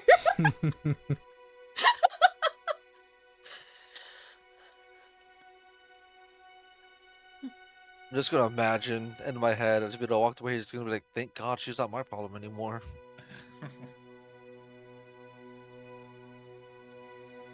All right, because you guys didn't hear the conversation between Vito. I was like, we know he's glad or happy for that. I was so tempted to snoop in, but I was like, you know what? I'll just let them have their fun. Could somebody else with telepathy interrupt the telepathy? They would have to thing? make a. You would have to make It's a roll. Intelligence save. Mm-hmm. Me? Yeah, Or the... because they're intruding. They're the ones intruding. So they're Yeah. trying to peek in and yeah. Also, it's like to fortify. Yeah, pretty you much. know? Ah, got it. Cool. We should probably follow Vito out. Yeah, we Not probably really, should. I'm Let's not marching out. overstay our welcome.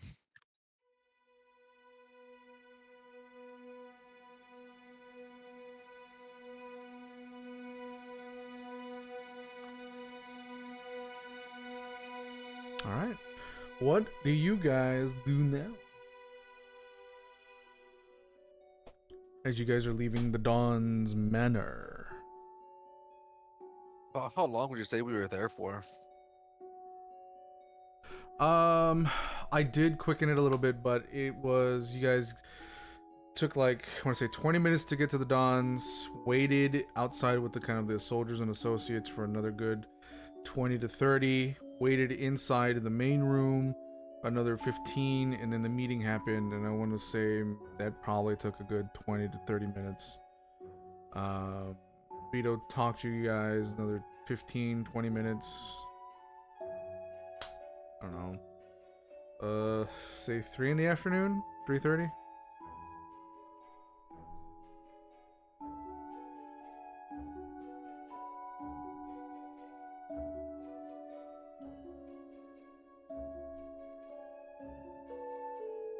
It's too early for a drink. It's 5 o'clock somewhere. Well, Ruben, you want a character, and I was in character. Unless it was the voice of the ancient power within me. The voice of the ancient power says it's 5 o'clock somewhere.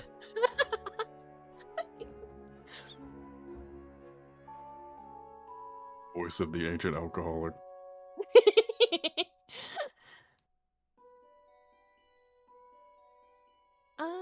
What is there to do? We've been in Marsember long enough. Well, what is there to do in Marsember? Basically waiting around for a war to start, so could always be preparing. Okay. We should.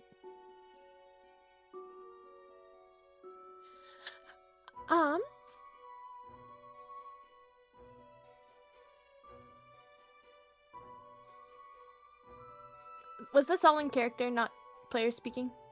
That Well- was a character feat. Okay.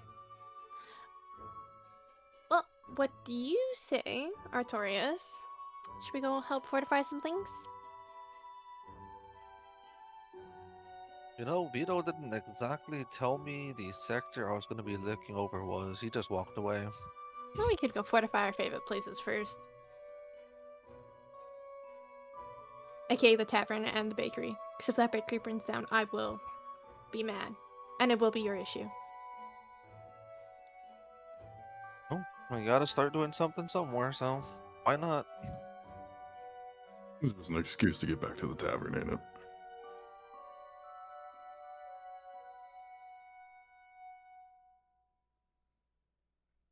So you guys are heading back Right. to the tavern. I said tavern or bakery. I was whichever one they picked. But Celia will burn. Yeah, as Junie said, if the bakery burns down, the city burns with it.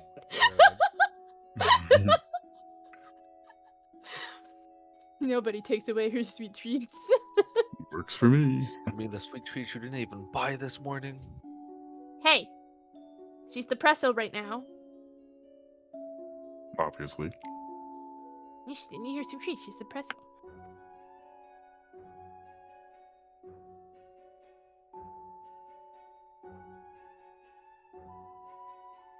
What are So you, where are we going? Eladrin?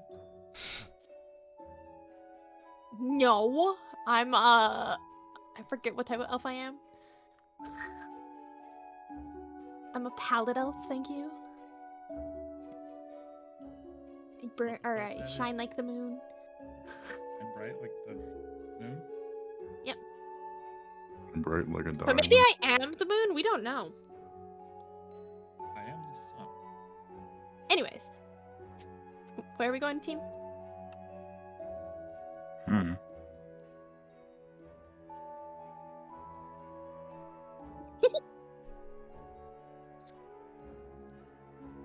I was thinking more Katniss Everdeen, Junie, for Sarah, you know.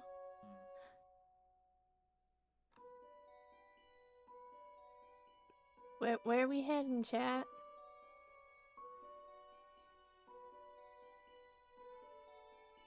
I don't know. I ain't chat. Where you guys heading? Where you going? What's happening?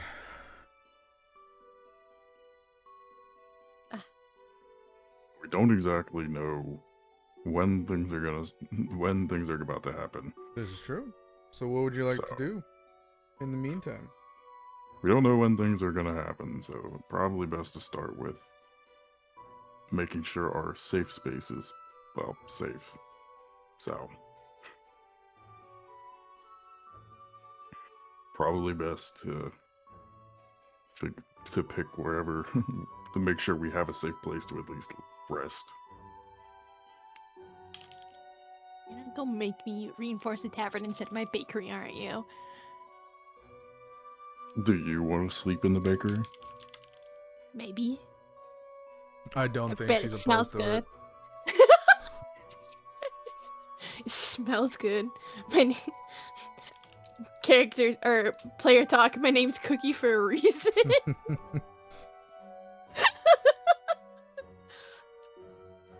Anyways.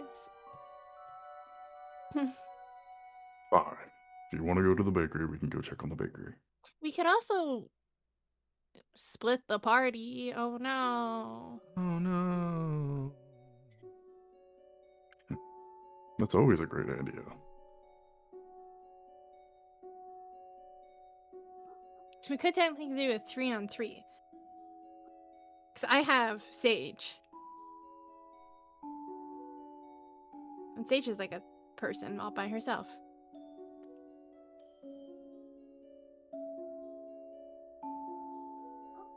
So 3 of us could go to the tavern, 3 of us could go to the bakery.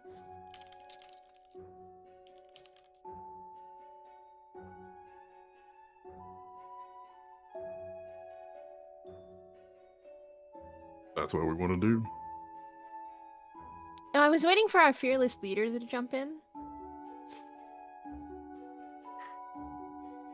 El Capitan, Yes. you are the fearless leader. I don't want to be the fearless leader. How's Yeah, your if you executive can dysfunction doing? Promise to keep in contact. We can try and split 3 and 3 to fortify both places.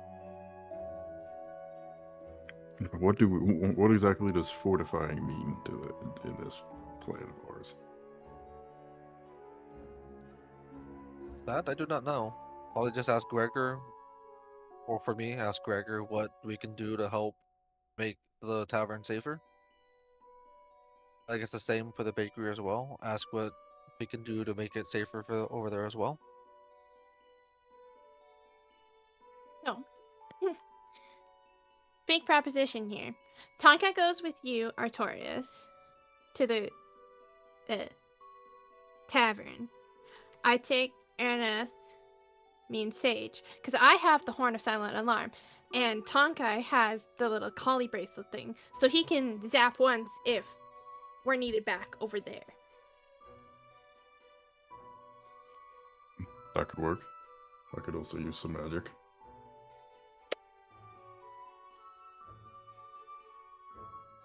Then you I'm guys have Cawpy. immediately going to look down at Cawpy. Are you okay with this, Cawpy? As you look down at Cawpy, you see him kind of in like a pensive state. Like he's really thinking about something and like weighing the like he's weighing outcomes or something. Scratching his and then beak. he looks up at you and he just looks confused. Like, huh?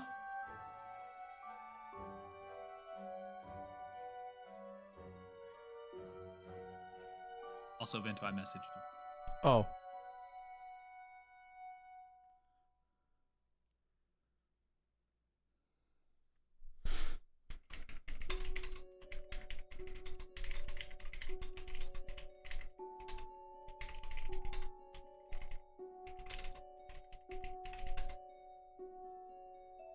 But also, who's going with who? Me, Sage, and Cilia are going to the bakery. Yeah, that's what I proposed. And then it would be you, Tonkai, and Artorias that goes to the tavern. And the way I, like, Sarcelia explaining this, because Tonkai had the zappy Sarcelia thing. So if something happened over there, he zaps once, we come running back. Or if something happens at the bakery, I blow the horn of silent alarm. That way you guys know we need help.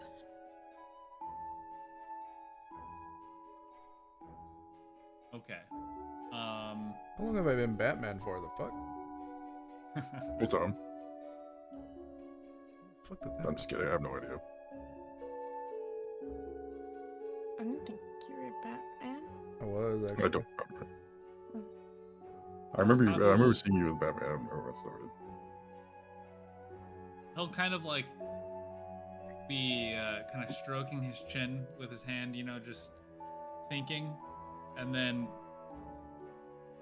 he'll kind of start like running off, but he's not like running quickly. You'll see him like run away a little bit and then stop and turn to look at everybody.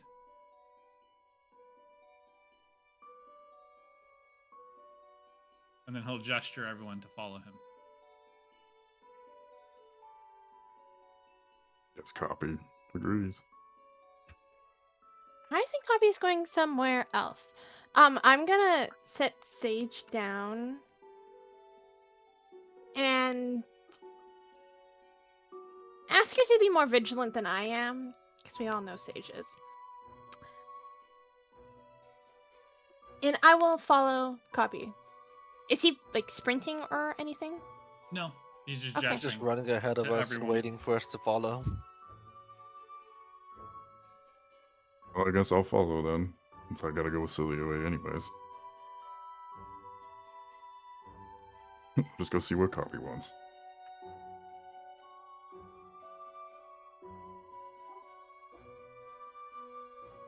Is everybody following? Oh, yeah, I follow. Yeah. All right, so in following Cawpy, he brings you kind of through the city, kind of through some back roads here and there, little shortcuts that he's found,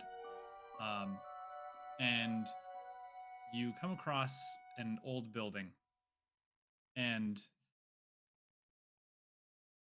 from your, well, I guess I don't know if anybody has to roll for this, but for like kind of knowing the location in the city of where it is. Make a survival check for those who don't know. So everybody else but Cawpy.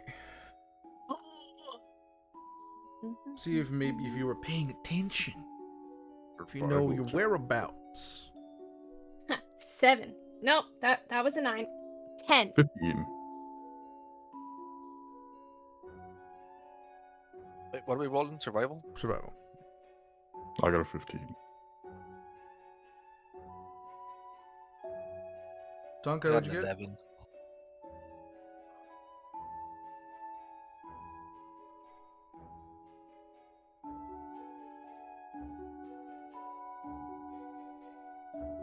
Six. Cool. Araneth, you're the only one who recognizes what part of the city you're in. Yay!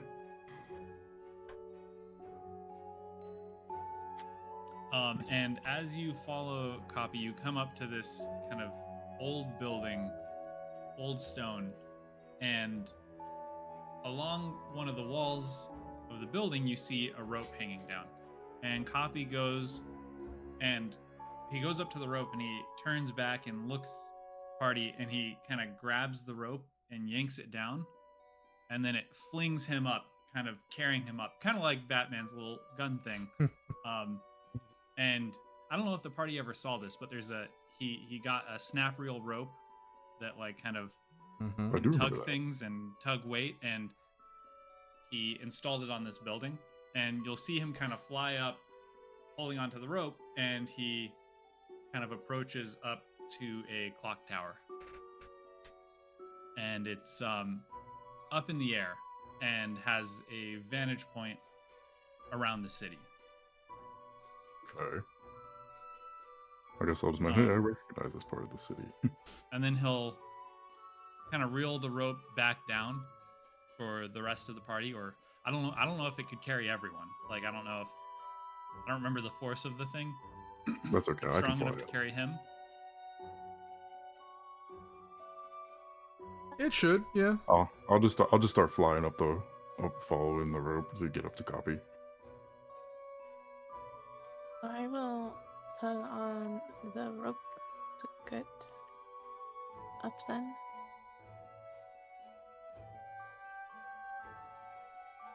Unless we all go together and I don't know, it's the hip haps.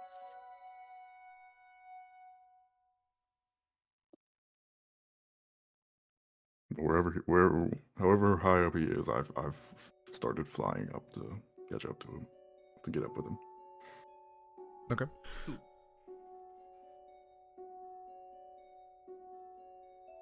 So does everybody go up? Mm-hmm. Yeah. Okay.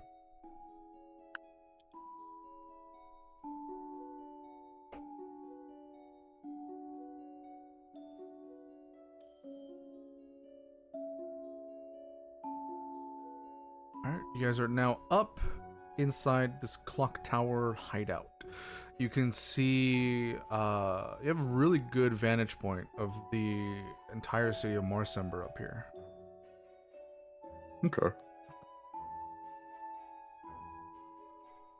When you get up there, you see Cawpy kind of like climb through a little opening that goes into the clock tower. And if you look inside, you'll just see like all kinds of things collected and stashed in here. Some of it might be valuable. A lot of it's just junk, things that you've seen him just take for no reason before. And he goes inside and he like pulls things out of his bag and places them down. And then he'll like go to another spot and pick something up and put it in his bag, almost like he's just kind of aimlessly switching things in and out.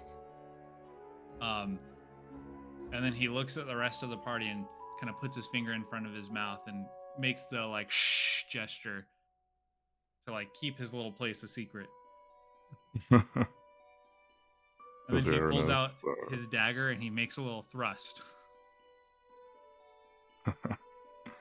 Seems like we found Cawpy's little dragon horde.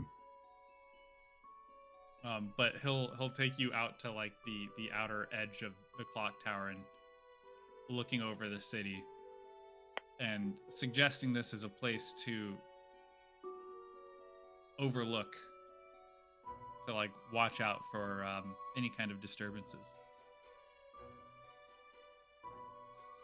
Well, this is a great lookout, Cawpy. You found quite the gem here.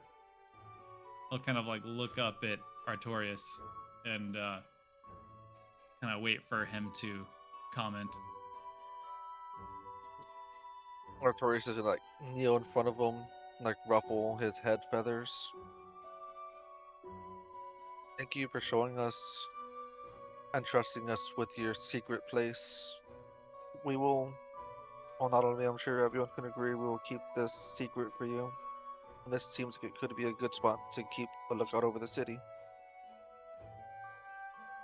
And Cawpy will like just return a smile, and then he'll kind of like climb up your arm and onto your shoulder and just sit there.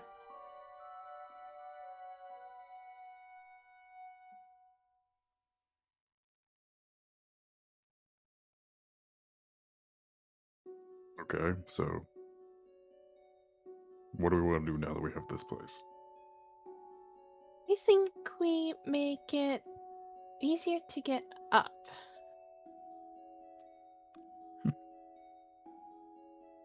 But we don't want to make it too obvious. We do want to try and keep Cawpy's little private space secret. I don't know I if mean, there's a staircase on the inside or not. There is. may be, but Cawpy doesn't use it. Yeah, there's a staircase. If you Me and guys Cawpy look, don't see it. there is a door that leads to the staircase, but the staircase doesn't go all the way down. Looks like it might have rusted off and broken off sometime in the past. But you might be able to kind of work out some way to have some like a rope ladder that kind of rolls and unrolls. I don't know. It's a idea being thrown at you from the gods. Cawpy does have some rope, but he only has Cawpy's one. always got rope. I mean, we don't have to do this right now, but like if we fixed up this place, we could add a fake wall for Cawpy to go in and out of to keep his treasure hoard safe. Cawpy will be like enamored with the idea, like, oh. Some illusions could also help. Mm-hmm.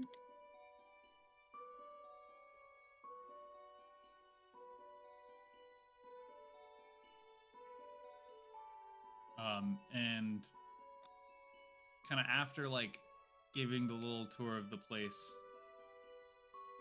and I guess offering it, he'll then go to Cilia and grab the horn of silent alarm and give it to Cilia, like kind of like put it in her hands and push it into her, and then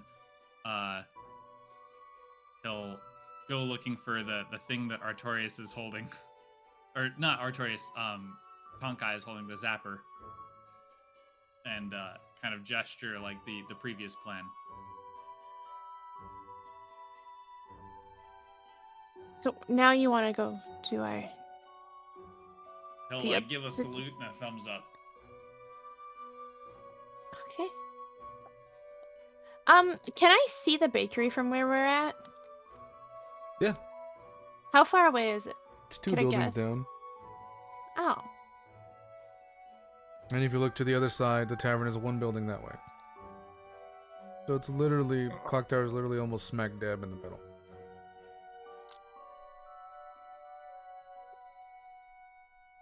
I'm gonna look around. Can I find Sage? Make a perception check. I'm so bad at these. What's my perception? 16? You see Sage, looks like she is prowling, about to get a bird.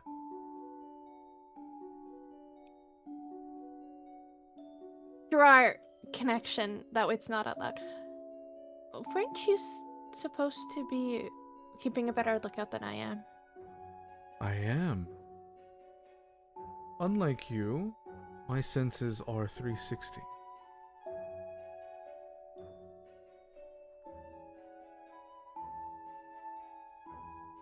What do you think of the spot?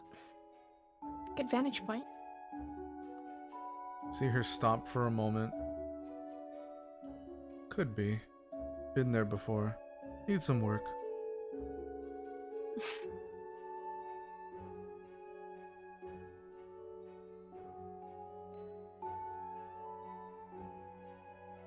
Kid needs to work on his stealth skills. I was able to follow him there one time.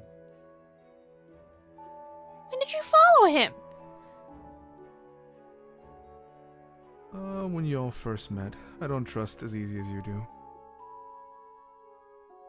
Wise policy. You can't hear this. Shut up. I know.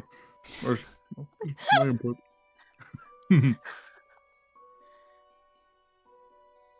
Not that I didn't trust. It was just open.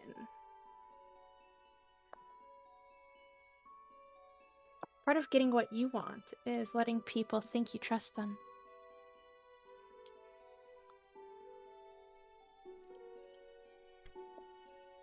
Ooh, Cilia's got a dark side.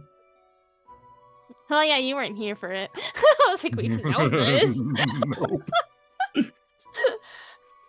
She helped Vito torture a guy.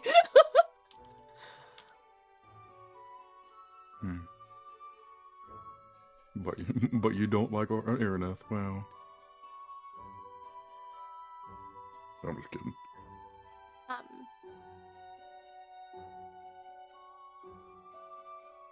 Where'd my brain stop working?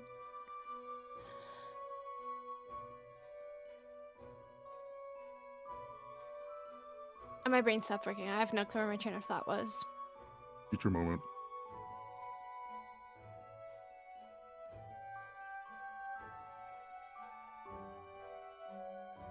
Yeah.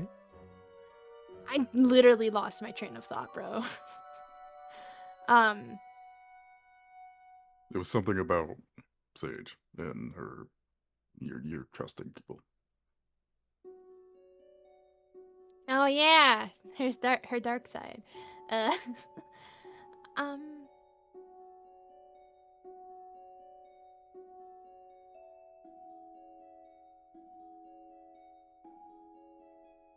I guess like Starsealer would have felt the tension that the city's feeling right now, right? And how much it's shifted, especially after that meeting, hey? Yeah.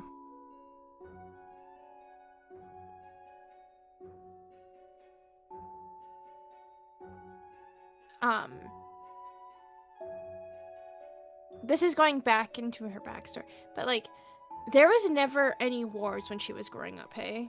Like, she wouldn't have lived through any. Oh,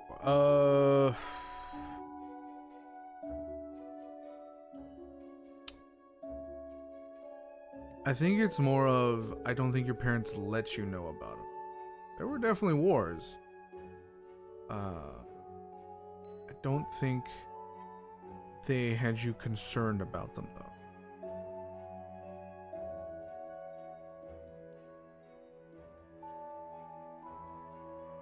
Okay. But like, I would have, considering they were prepping her to be the next, I guess, Duchess, she would have learned a little bit about strategies and everything, wouldn't she have? Yeah.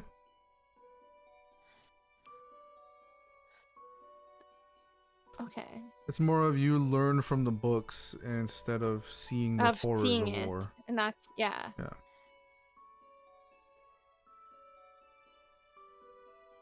Very much a sheltered child. Jeez, I wonder why now. Wow. What is it we were discussing now? Nothing. Don't worry about it. Okay.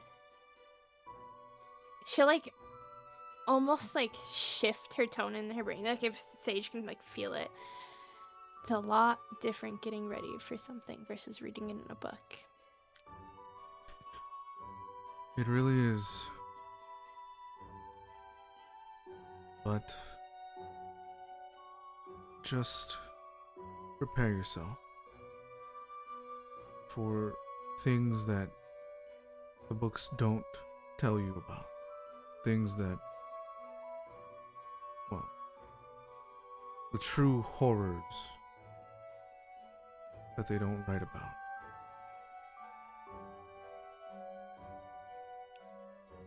You can strategize all you'd like,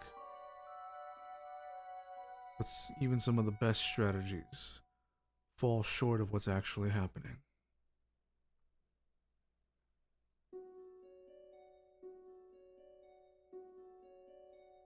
So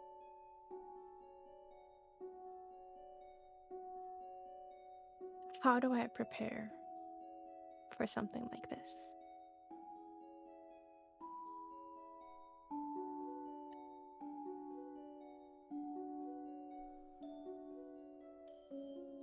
You can't. You can do your best to make sure your friends are safe, fortify the places you care about, the people you care about. But plans are never perfect.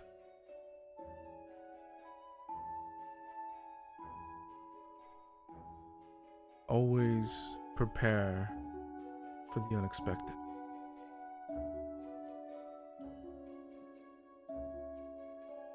Sage, if something happens, do not rip me away from my friends. You see her stop. Because she was continuing to kind of like slowly travel towards the bird, and she stops. And there's a moment of hesitation.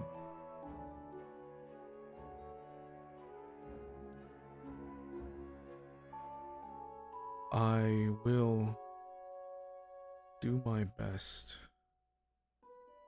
but sometimes I don't have a say in it. Is this the person you answer to? She doesn't say anything.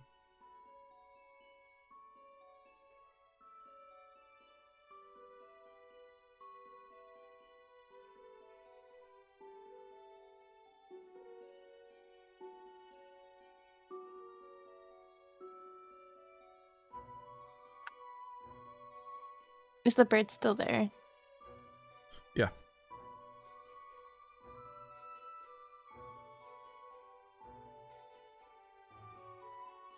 I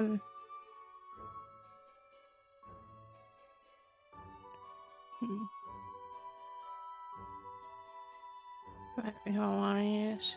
I just feel so. I'm gonna magic missile it.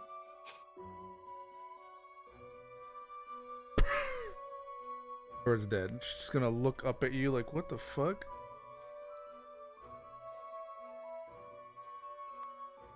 You were teasing it.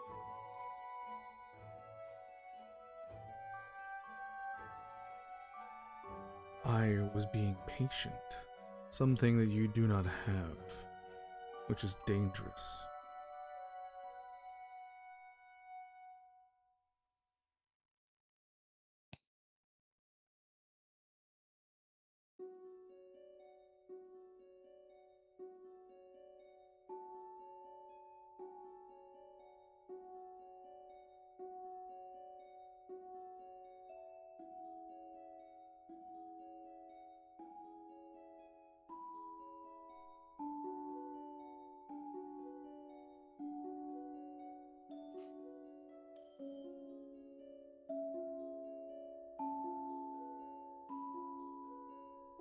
Just gonna look at Sage. Something I'm working on.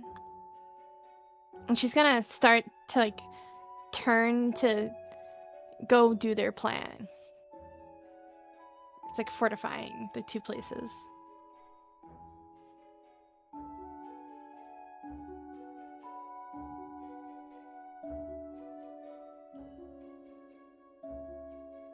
Okay. So, you guys are splitting up into two groups? Sounds about right. Okay. Yep. Yep. Who's going towards the bakery? Me, Celia, and I believe Sage. And Sage. Okay. And Tonkai, Cawpy, and Artorias are going towards the tavern? Yes. Okay. So you guys split up.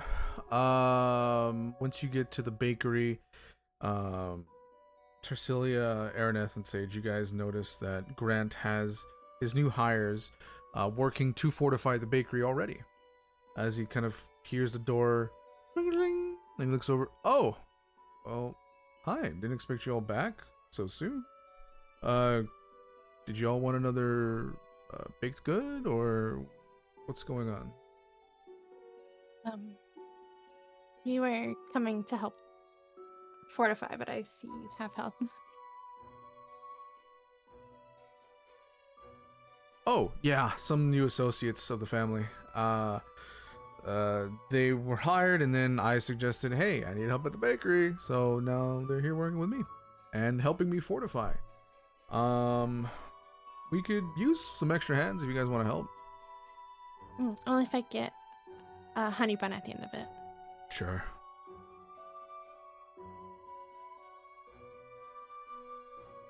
Right, Araneth? Good to be. What do you need? Can you guys, and he kind of just starts directing you guys to kind of fortify some of the walls, make sure that they're sturdy, fortify the windows, kind of just try to fortify everything. I want you guys to make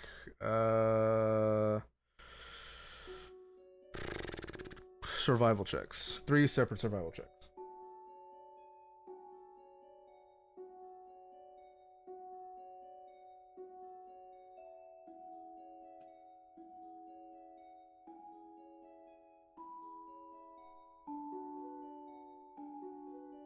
I got a 15, a 6, and a 13.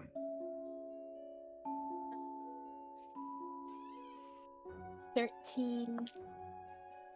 It's cocked, thank you. 13. No, sorry, 14, 13. Right? There we go. 19. Okay.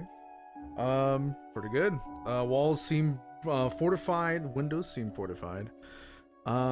It's gonna take you a good hour or so to do that. But by the end of it, the bakery looks like it could withstand a fireball of sorts. It's not tested. You read my mind. But Grant does kind of repay you guys with a bunch of honey buns and baked goods. he does also pay his new hireling. Well, that should be it for now. I should be getting in new ingredients tomorrow, to make some new delicious baked goods that I just got recipes for. So that'll be good. What are they? Ah, it's a surprise. You'll have to come in tomorrow to find out.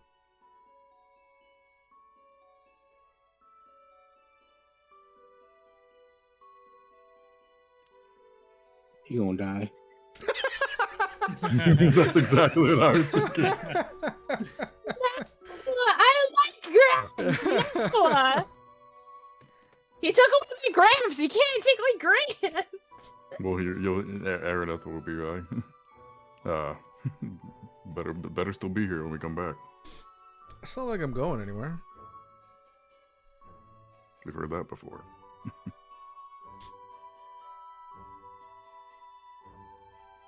We'll come back tomorrow. Sounds like a plan. I'll see you soon. And as you guys leave, back at the tavern, Artorias, Tonkai, and Cawpy, you enter and see Gregor talking with somebody.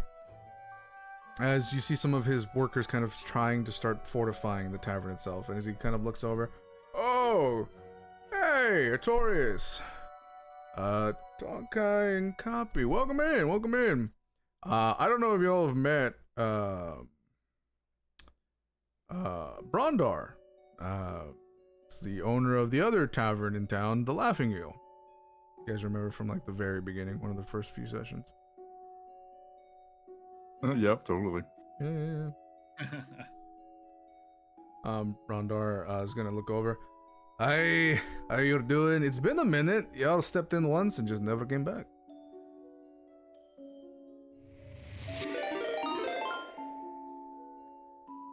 Go Wasn't over and wasn't shake that his the tavern hand. that had the other family there? The what? No, that was different. That was No, that was that the tavern. owner of that one was Elias, I believe. Oh, I thought that was that And- tavern. The one that with the other people was the Gilded Lily Speakeasy, and Elias owned it. Right. There you go. But also we're getting raided. Welcome on in. Raid. Is that Tea Leaf Adventuring? That's a cool name. I love that. Hold up. Tea Leaf Adventuring Company. Welcome on in, everybody. Howdy, howdy. I hope you guys enjoyed y'all's D&D session. We're in the midst of our 30th session for this group. Gasp Raiders!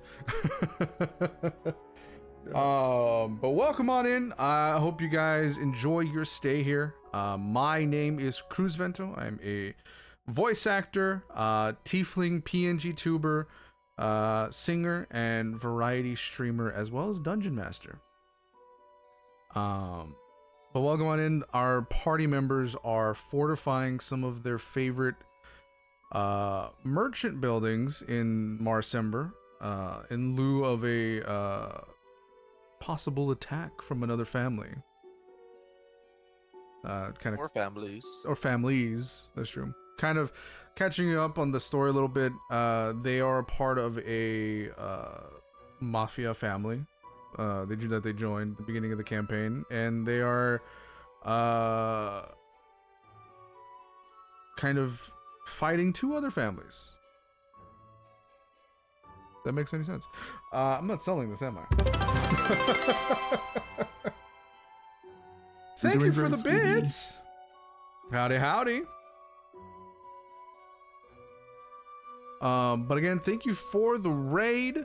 For my peeps, if you can go over and give them a follow, I would greatly appreciate that. Hey, thank you for the follow. Hell yeah.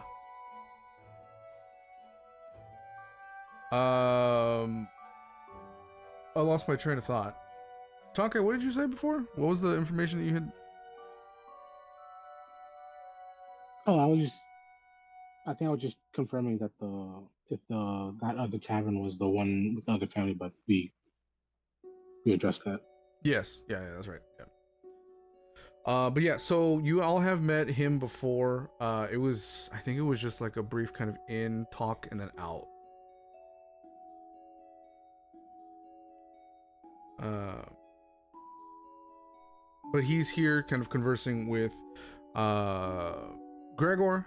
He has brought some of his inn workers after they fortified his own inn, the Laughing Eel, and he's come over to help and fortify Gregor's.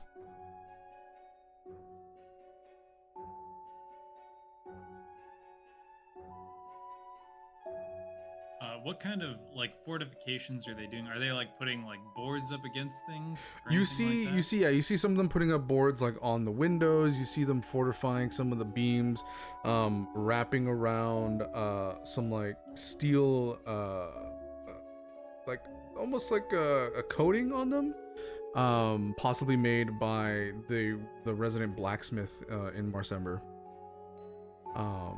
Kind of trying to make sure that they don't break and the building collapses. Cawpy's gonna go and find like the smallest board he can that he can lift. Yeah. And he'll go and take that and he'll bring it over to a window or something and start trying to like hammer it into the window. Sure. On like a tiny gap between two other boards that are already there. Love to see it. Okay, yeah. So you guys start fortifying the Azure Chalice Tavern. Go ahead and make those survival checks for me to see how well you guys are able to fortify. Starting strong. First is an 18. Nice. Second is a 13. Third is a 6. Okay. Third is a 6. Yeah, I went average.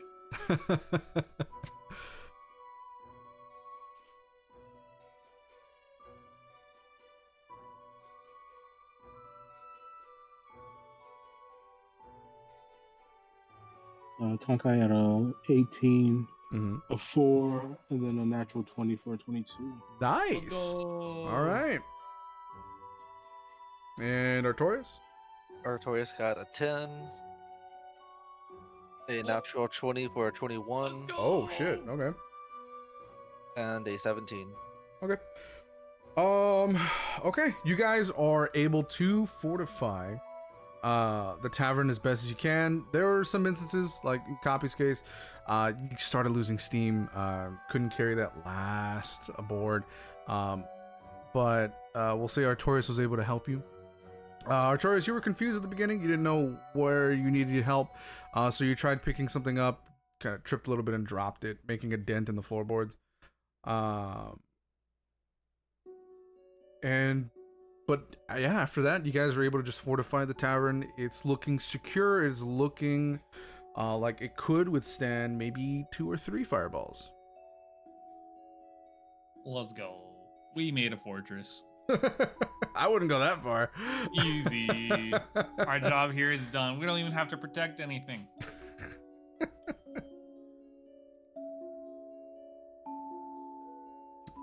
But this will probably take you longer since the tavern is bigger than the bakery. But by the time you guys are done, the rest of the group has returned back to the tavern.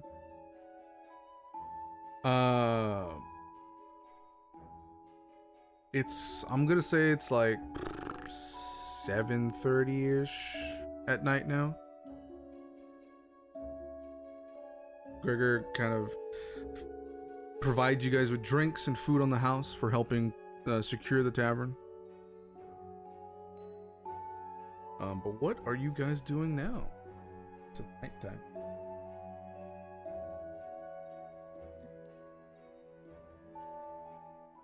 I guess me and Celia will start enjoying all these treats we got.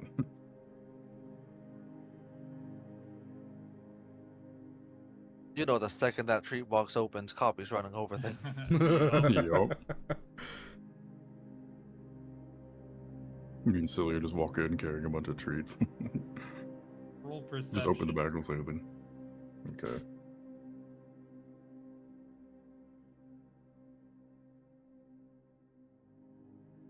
$16. All right. You don't see Cawpy. Oh, Oh boy. Celia still needs to roll perception too. Yeah, Celia, what you roll? What am I We're doing? rolling perception for Cawpy. What do I have to beat? I just want to know if I can beat it. You can match it. I can match it.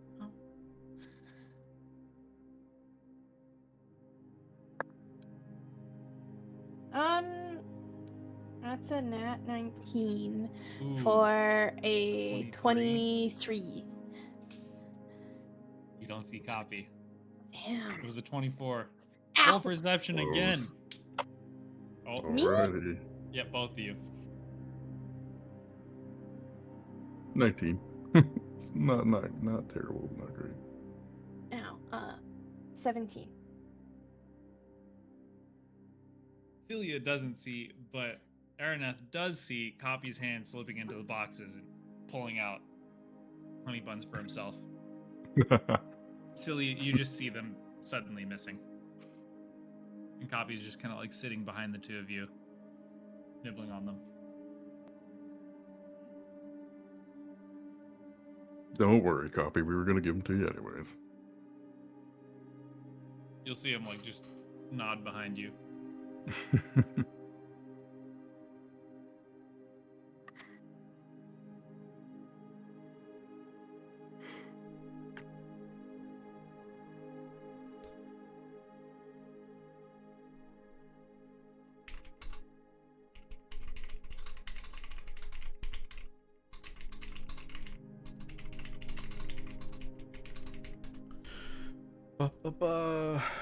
And just to retcon, since it's being spoken in the DMs, back at the tavern, Sorcelia asks Grant if he would like to join. Back at the tavern, hey?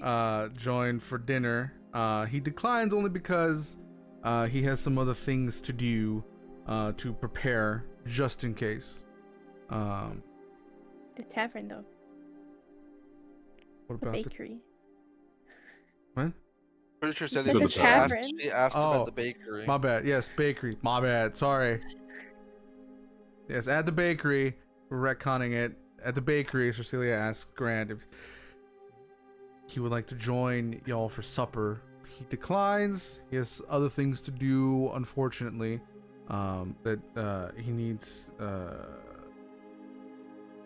give his attention towards. Unfortunately.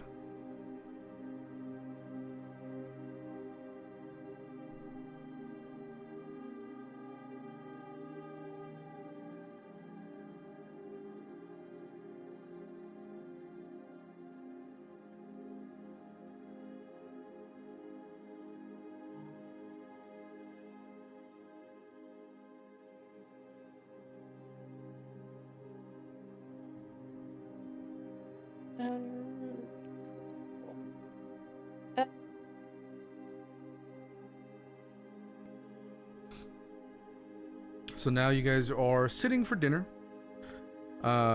eating, enjoying each other's company.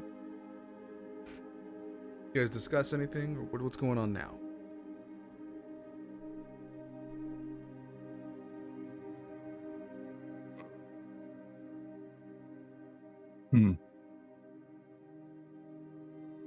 Here's Araneth to say. Looks like you guys did a pretty good job fortifying this place. At least we can sleep a little easier.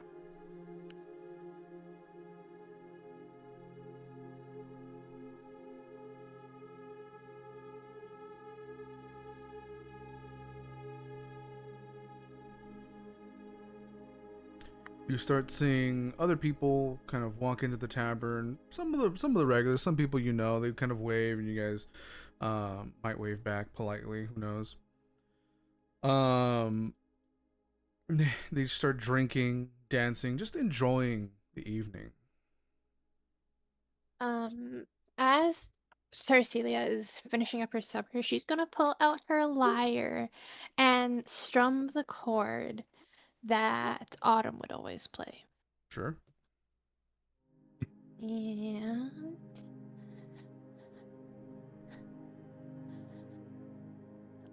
I get a bonus to perfect her.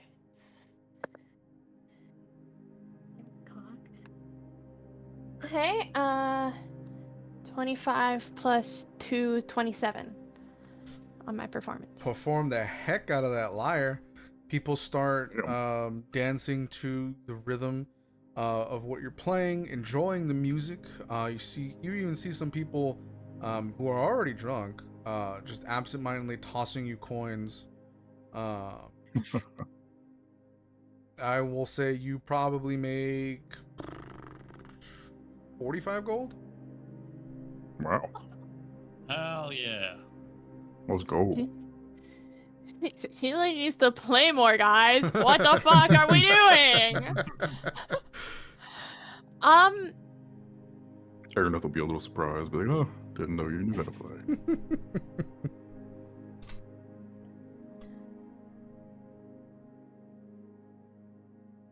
Since I'm playing my lyre, can I do the memory echo from it?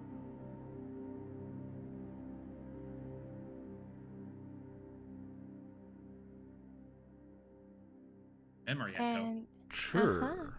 I have a ability with it. And I would like to use it on. There's 5 of us. So, What's she gonna use it on? What's she gonna use it on? Artorias. Oh. That's what the dice rolled. But when I play, as per what this says, when I play it, I can use it to recall a strong memory, his or hers or someone else's, with vivid detail. So this can unlock information or reveal a hint from the past event. So he relives it, but I also relive it with him. Ooh. Artorias, you're about to have a fucking flashback for no fucking reason. I'm just My trying bad, to bro. enjoy my drink. And suddenly Shar comes in to join the party. Actually, that would I reveal have- so much information for Sarcelia to help him, but I have a feeling I know what Ruben might do. I am so Good. sorry. I am so sorry, Artorias. Wait, so are you reliving something of his or yours? His. I'm connected to him. Oh, Mm-hmm. yikes. If it was reliving something of mine, nobody else would see it but me still. Oh. Here's the music.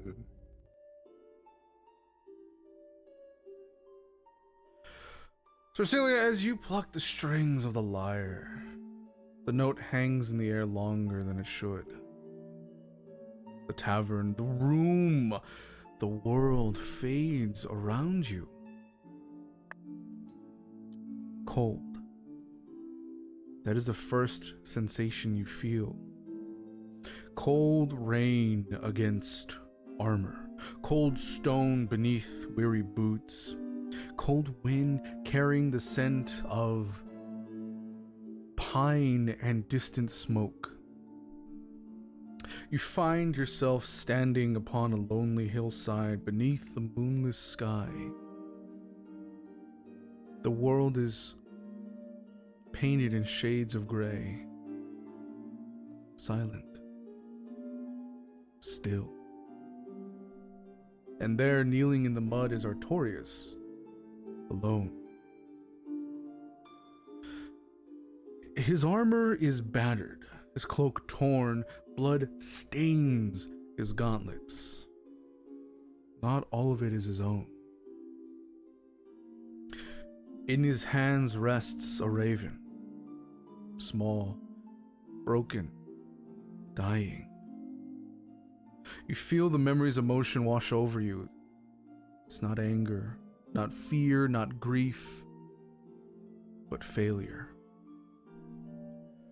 Artorias cradles the wounded bird carefully, as though it were the most precious thing in the world. The raven weakly pecks at his thumb, still fighting, still alive. Artorias gives a tired smile as he says, "Stubborn thing." The bird lets out a weak caw. Tried my best. He removes a piece of dried meat from a pouch and places it beside the raven. Then another and another, but the bird just ignores all of them. Artorias sighs. They're just like them. The memory shifts, not physically but emotionally, and suddenly you understand. The raven isn't the raven anymore. It's his friends. Every stubborn decision, every reckless charge, every impossible plan, and every act of self-sacrifice. Every time someone stood back up when they should have stayed down, the raven becomes all of them.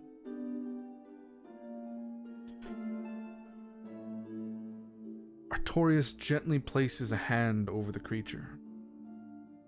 A faint silver glow shines from between his fingers. Healing magic. Small, careful, and patient. Not enough to perform miracles, but just enough to help. Just enough to give it another chance. The raven stirs. Its breathing steadies.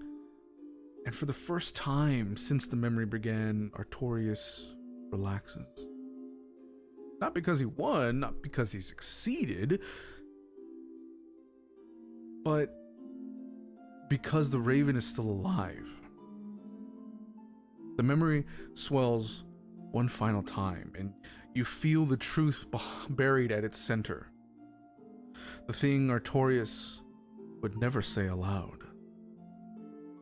The fear that one day he won't be fast enough, strong enough, faithful enough. That one day he'll fail to save someone he loves, someone he cares about.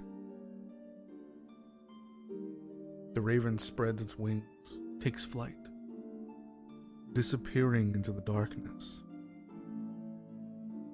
Artorias watches it go, quietly whispers,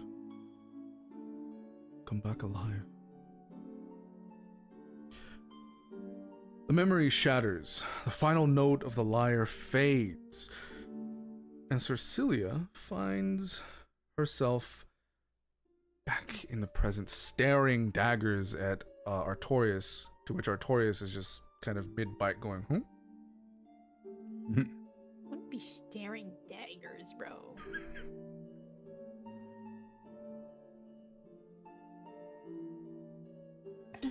This is also the moment you feel in the memory where Artorias reached out and the matron of ravens answered. So this was their connection. Mhm. This is what I just felt. Okay.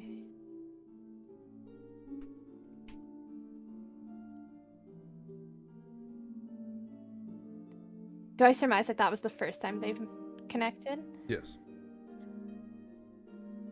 Uh-huh.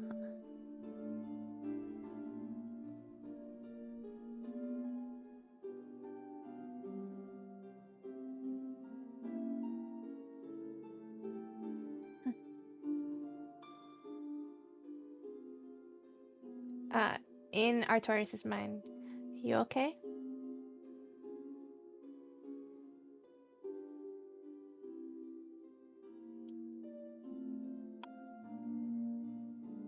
I think so.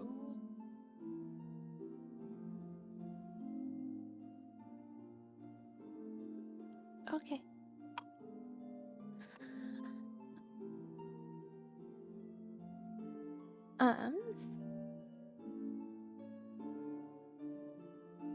I should probably change it.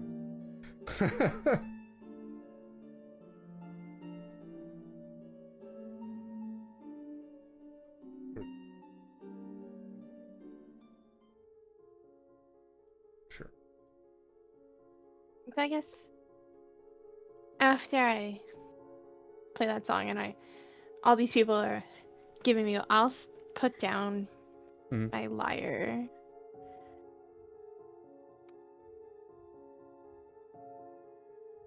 I'll just kind of sit with the party.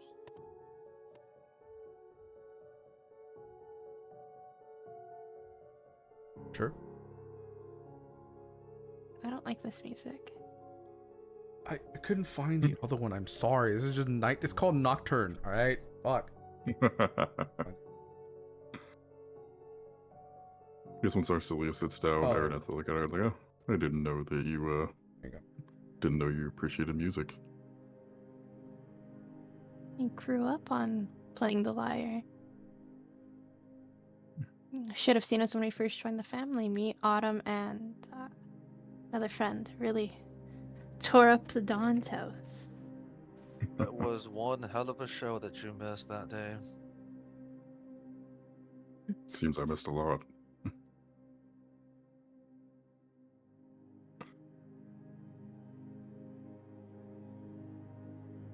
Music's a pretty big thing in the Feywild. I think music tells us a lot about what we're feeling, how we're feeling. And in the Feywild, in the Feywild, the environment responds. It's very powerful there. I think everyone responds to music if you watch and listen enough. And I'm gonna like kind of glance over to Artorias when I said that.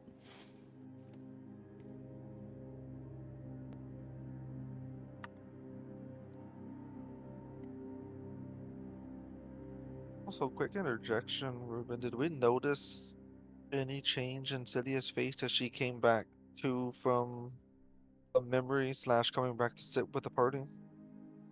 Just that she was staring at you for some reason. But like, was it like her normal face? Was it like a concern? Was it a worried? Was it a scared, a sad? Like, I don't know. Cecilia, what were you feeling in that moment? I mean, I assume that when it happens, I feel the same emotions that that person's feeling. So whatever Yes. Artorias Yeah. in that moment would have been on my face, in the memory. Yeah. So one time I've done it before. I was crying when Autumn was crying. So This is true.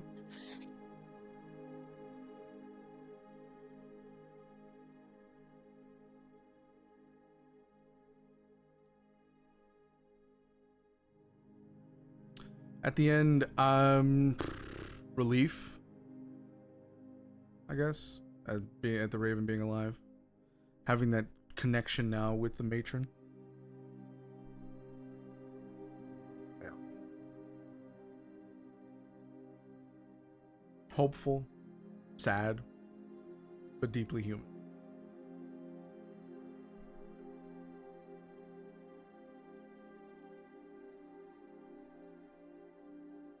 well, I guess I'm gonna notice the second kind of glance over while I'm still eating.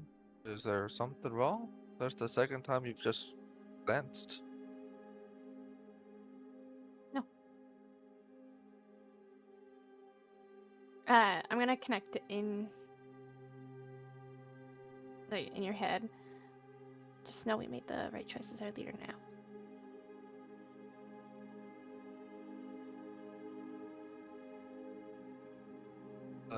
What do you mean? My lyre has the ability to recall somebody's memories. Didn't know whose it would recall. It recalled yours today. You just felt that. I relived it too. You're the right person to be our leader. Have some faith in yourself. No, I will surely try my best. And you did say I could come to you if I needed some help, so I will try not to do wrong by you. Well, like I said, you've relived or lived through horrors that I clearly have known nothing about. I just studied them all. Or studied some.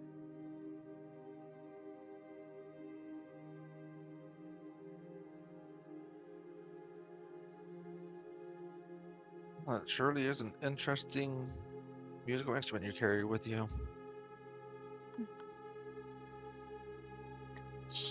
is. Music is powerful. This is all in our head. Can't hear it. Oh, Then I I'm was just- saying that. I wasn't saying that in character. And then I'm just gonna kind of like raise my cup to her and take a sip. I will raise mine back.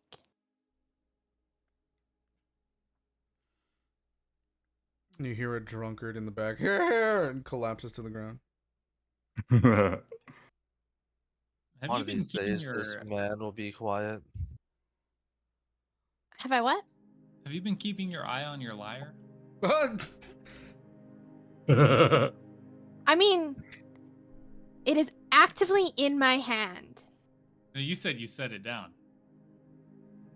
on my lap. Mm, It is actively in my hand. okay. What am I rolling? I actually wasn't taking it. Yeah. I was just throwing that out there. Be careful. Do I see Yeah, Cawpy looking at it? Somebody might steal it. He actually was considering picking it up and playing it, but not to take it. Just to copy you. That does sound fun. Do I see Cawpy staring at it, though? Like looking at Probably not. Probably not. Yeah. it? I don't know. He's a sneaky little guy.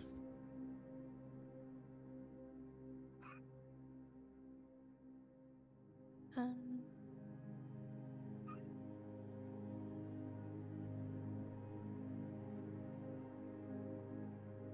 From there, Cawpy's actually gonna hop up and he'll kind of walk over to the steps and start climbing up the steps towards his room. And he's going to go into his room. And he's not going to sleep, but he's just gonna do some things alone in his room.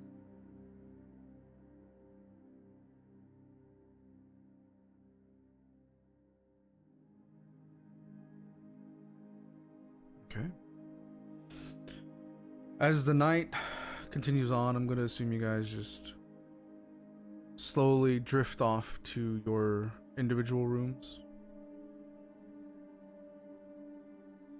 Yeah, I think what might happen. I think before Cilia goes up, Araneth, as everyone's drifting away to bed, he'll just kind of stop. He'll just kind of stop to Cilia and just be like,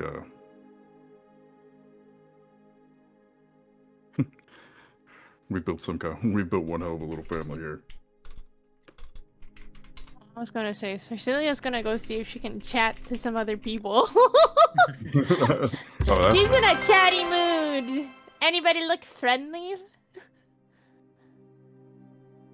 well, if Cilia's willing to chat, then Sure. probably. Also, thank you for the follow, Supreme J. We reached our 520 goal. looks like. Yay! Let's go. Hell yeah, let's go.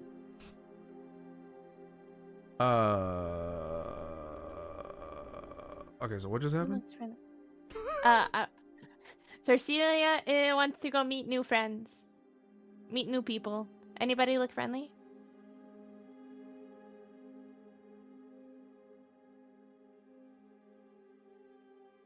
In the tavern that she is looking at? Make a perception check.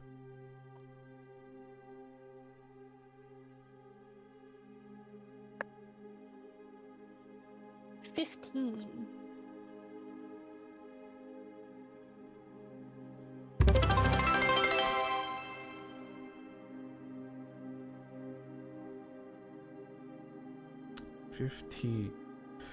What's up, Jay? Thank you for the follow. 15. I'll say you see a table, kind of they're drinking to themselves. You actually saw them earlier at the Dawn's house, some new associates. They are celebrating their sort of joining the family. You can go over and talk to them if you like. Anybody else?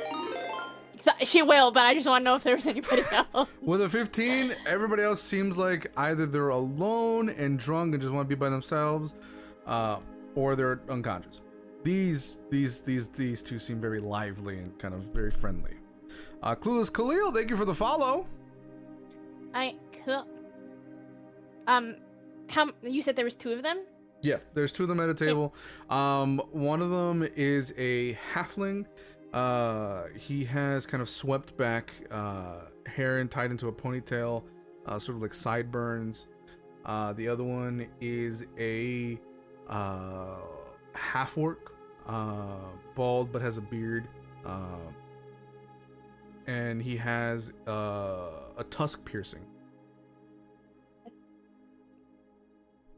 Okay. Weren't expecting that, huh? No, I wasn't. Cool. I will go up and mind if I join you guys? The halfling looks over. Oh, hi. Yeah. Oh, I saw you at the Don's house. Oh my God, you're one of the people that went into the main room. Oh, you must be so important. I haven't fucking figured out their names yet. We'll figure that out in a second. Hi. My name's Jeff. My name is Gerbert. And this big lug here, his name is Crixus. How do I spell that? Crixus. Okay. You can tell And someone Jeff. hasn't seen Spartacus. What? I was gonna say Bestie, that- you I was you gonna say expect that too name much from sounded me. somewhat familiar. Yeah, dude. Bestie, you expect too much from me. Crixus, the undefeated Gaul. Sorry. I haven't seen it, and I know that name. Come on, come on, Cookie. I live under a rock. I'm young. Okay. Wow. I don't know what the fuck you're talking about. Anyways, Can I play that card too as second youngest in the party? whatever. Just make the oldest one feel old, thanks. Dude, for real. Okay, hi, I'm Sarcelia. Hello, Sarcelia. OJ wants a recap. They lost a friend last session. They were mourning a little bit. War is looming between 3 families. And they kind of spent the day shopping for baked goods and fortifying their favorite places. One of them happens to be the bakery, or one character will entirely burn down This is true. the city. Mafia family recap. There you go. Yeah. Jeff, I already forgot their names. What was your question? Said my name was Celia, and I asked if I could join them. Oh shit. Yeah. Okay, no, sorry, go, Celia. yeah, go ahead. Hi. Yeah. Did you want a drink? I can get it. I can get you a drink. Sure, I'd love one. Sure. Hey Gregor, can we please have a drink? Thank you. So, what's it like being in the family? You probably been in the family longer than we have. We just joined last week. We went through a whole ritual. It was crazy. It is. I've been in the family for a number of, months now. It's great. It's so cool. Bunch of people you can. It's so cool. I've always wanted to be a part of the family. I have some of my older cousins who were part of the family. Unfortunately, some of them have passed away. But now I joined, and it feels so cool. I got my buddy here, Crixus, to join, and he's excited, right? I mean, I think it's pretty cool, yeah. I don't know about excited, but I'm here for it. Yeah, it's like we're joining our own club. It's so cool. Fuck, now they can't die, chat. Chat, I'm attached to these 2 random people. Chat, they They're get dead. attached way too quickly. They're dead. I'm gonna check on these 2 characters They're so every dead. day now. They're so I was fucking like- dead. We get attached. I think you mean someone else. Someone I specifically. said gets I'm attached. He didn't miss pronoun. Just saying. Go by she, they. We is correct. Shut the fuck up, Junie. So you said you had cousins in the family? This is Jeff that was talking, right? Yeah. Okay. Yeah. So I had a couple cousins who made it all the way to soldiers. One of them used to be a captain. Used to. And he died, unfortunately.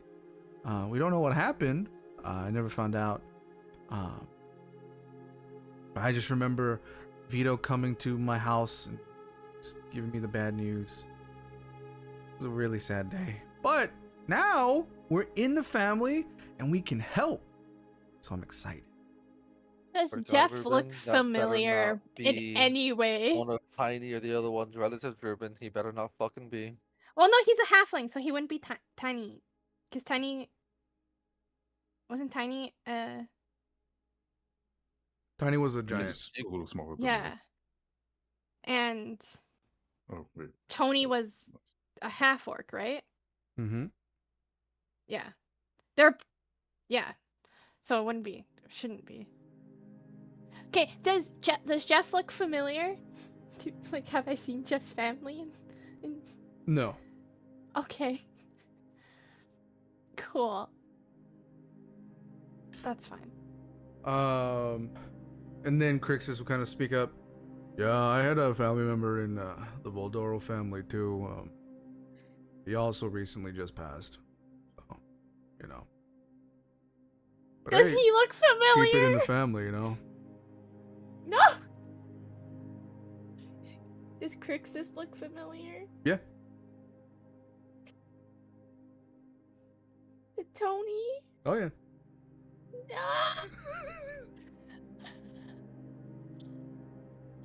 I hate you all. They started this shit. I'm sorry.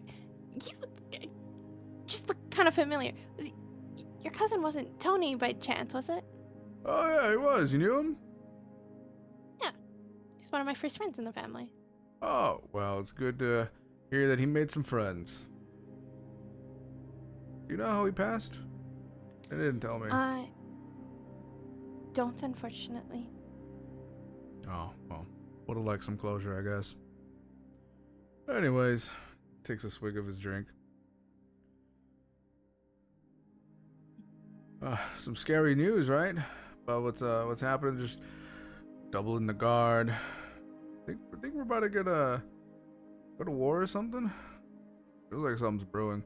I mean, I don't know. I wouldn't be too worried. The Valdoros have always been the mightiest of the three families. Isn't that right, Cercilia? Yes. I forgot that. They don't know anything. Nope, they're just associates. They are, and they're newbies, so they wouldn't know anything. Dude, so privileged to be where I am in the family. Okay. So where have you guys been stationed this time? Haven't seen you around. We just got our initiation stuff today. That's why we were at the house. And we're gonna be stationed kind of just around here in this street. That's good. Yeah, I'm excited. I'm and he throws up right on the spot. Oh shit. I better go take him to his room. Sorry about that, Cercilia. He goes and he just one hand picks him up from the scruff. It's nice meeting you. Nice meeting you too. It's nice meeting. Oh shit. It's kind of. He's just doing it as I walk. I'm sorry. You hear Gregor in the back. Oh fuck. We got another floater. I'm like, yeah, he'll be fine. And everybody's gone to bed at this point from my party. Yeah, at this You're point. just gonna hear Artorias to Gregor. They can never keep that shit down. He just nods.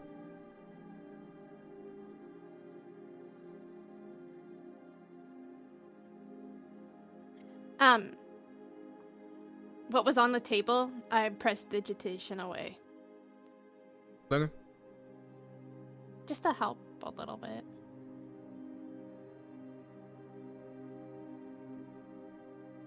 So Artorias is still awake? Oh yeah, Artorias. After everyone left, Artorias went to the bar with Gregor, just talking and having a drink with him.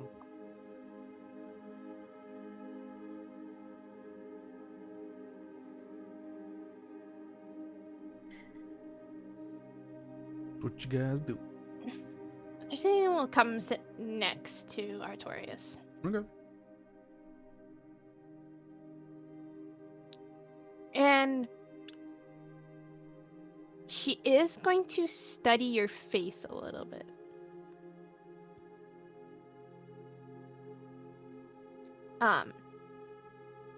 Is there anybody else really around us by the bar? There's like one or two people, but they're at the far ends of the bar, and either they're too busy drinking, or just unconscious. Okay, cool. So essentially, we're by ourselves. We could have a conversation. Yeah. And nobody would really hear. Okay, cool. Cool. Love that. So how is everything going on with, I guess, the internal struggle since I've helped you last?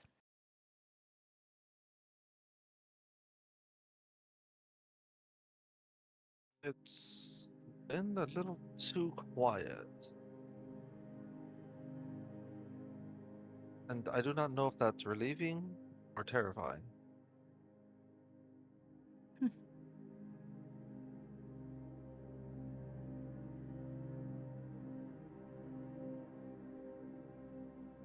You haven't felt Sharback, have you?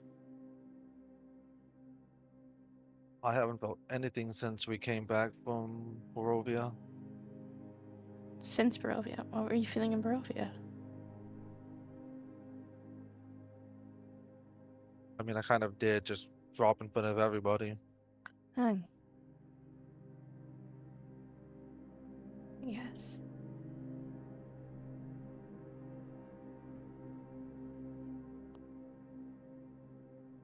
Artorias is also gonna like self-consciously like try and wipe at his face from her initial just like staring him down, not knowing if like something was there or not, like leftover food or something.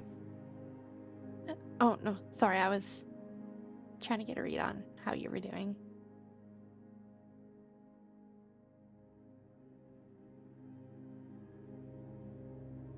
Something's happening. Again. I can try and help, I guess, relieve whatever's going on.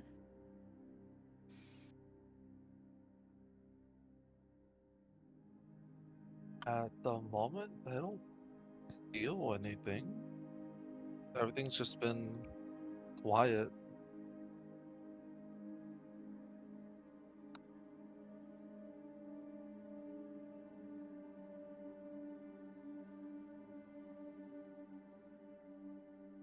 I mean, that's good.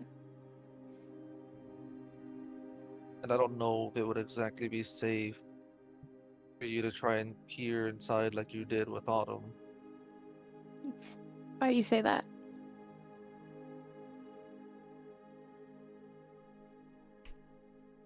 You can say it's like the calm before the storm. Everything is calm at the moment. I wouldn't want to force something to break or happen.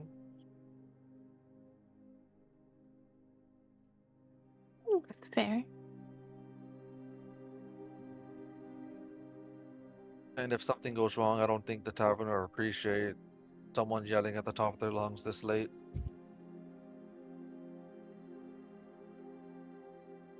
Fair.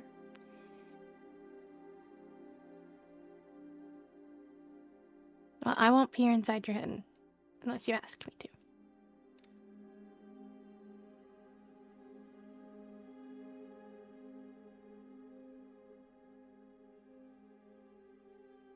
If the day comes where I need it, I know I can always come and ask. And hopefully you'll try and be a little more gentle this time. Okay, to be fair, with Autumn, I had no clue what I was doing.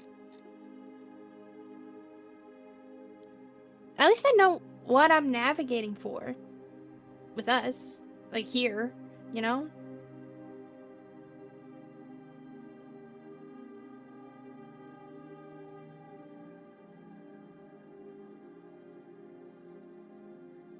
That is somewhat true, but we don't know what kind of power would still happen.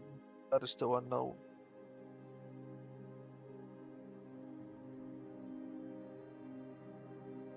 Do you remember when Shar started vying for your soul?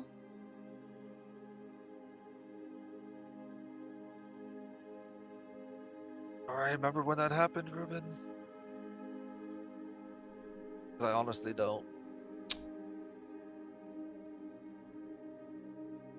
When you let the darkness into your heart.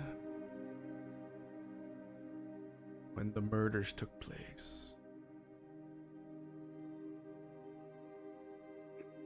There were murders? He murdered your whole fucking family. Didn't take a hold of me there. That's what you think. Never mind then. Oh, huge lore drop. It's okay, we didn't hear it. We weren't in character.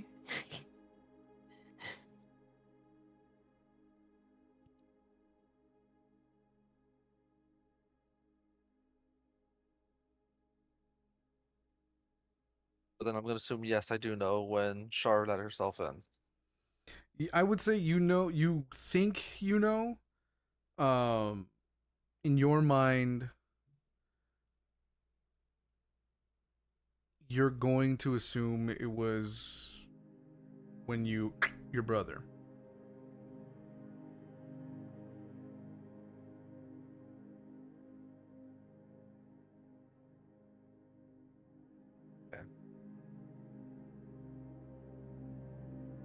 I'm just gonna answer Celia. I have an idea, but I'm not entirely sure about that.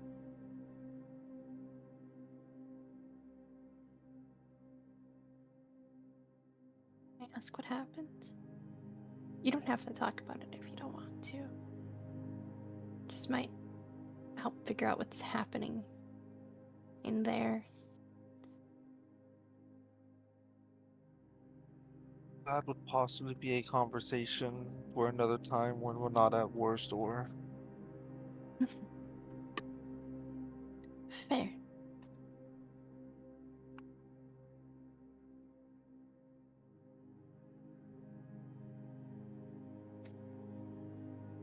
So, Ruben above table asking.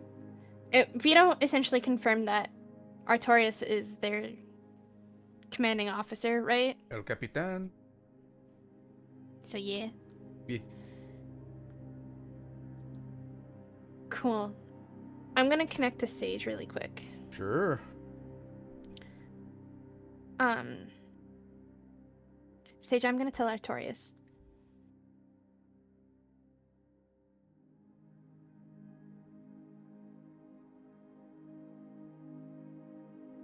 You hear a loud yawn, and she goes, "Tell him what?" You know what? There's a moment of hesitation. If you think you can trust him, I'm not gonna stop you.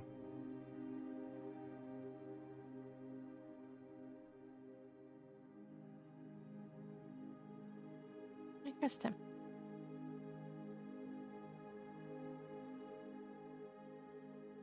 I am going to connect to you, Artorias, in your head. Artorias, there's something I need to tell you. And it can't leave us. The party can't know. Not yet.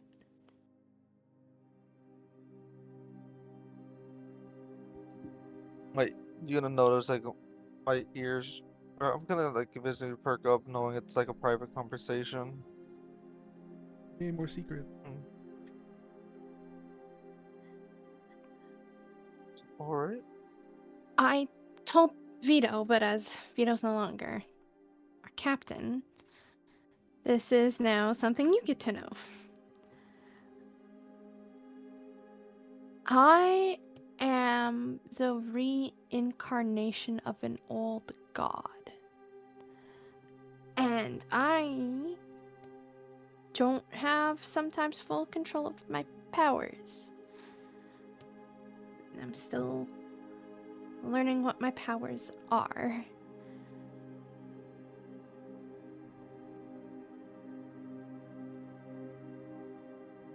And that's a little bit of what we saw over in Barovia. Yeah. It's exactly what you saw over there.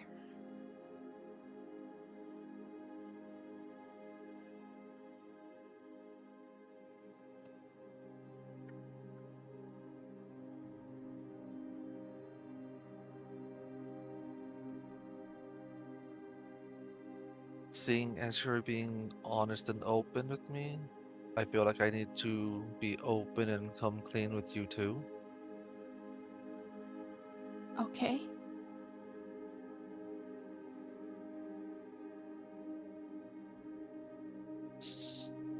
I didn't know the full extent of it, but I did overhear you and Sage talking before we traveled to Barovia.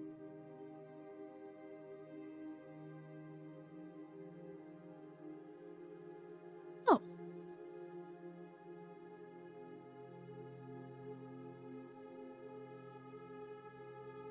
It Were you wasn't used? purposely eavesdropping. I was just passing by and it sounded interesting.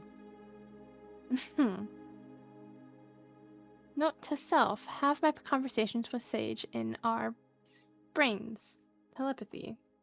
Got it.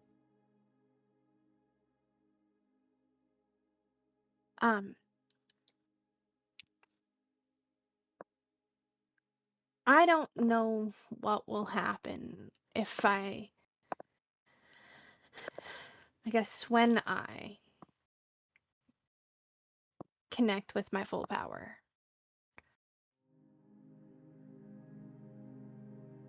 I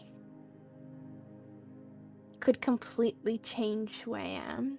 I could completely revert to my old self. So Celia, as we know it, could no longer exist. Could be me with all these old memories of my past life.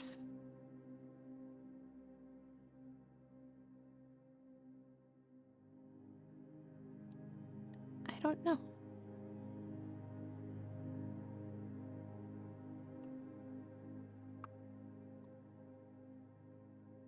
You've been nothing but a good friend to me, and if something does happen, I will try my best to bring you back as you've done for me.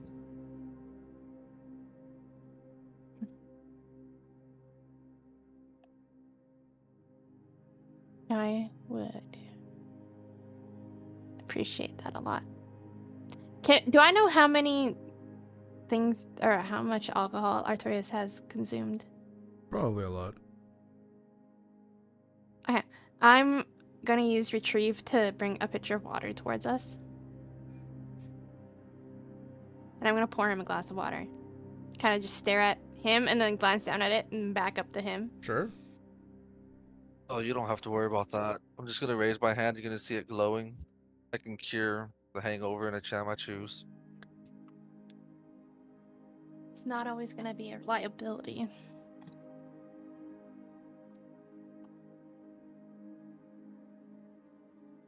He's just gonna kinda like grunt and just take the glass of water and start drinking it.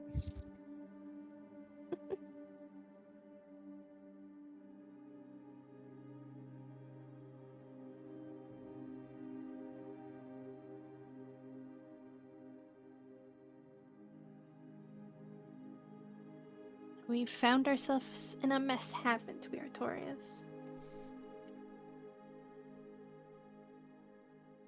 Yeah, we have.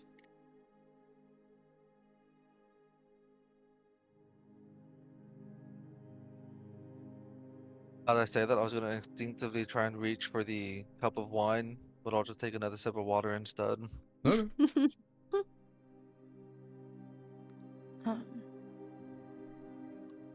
I'm going to head to bed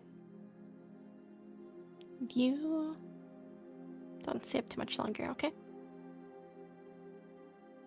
I won't. I'm probably just going to finish this drink and head to bed. Make sure I give Gregor a nice tip before heading out.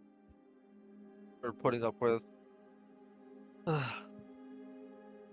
this all the crazy shit we do here.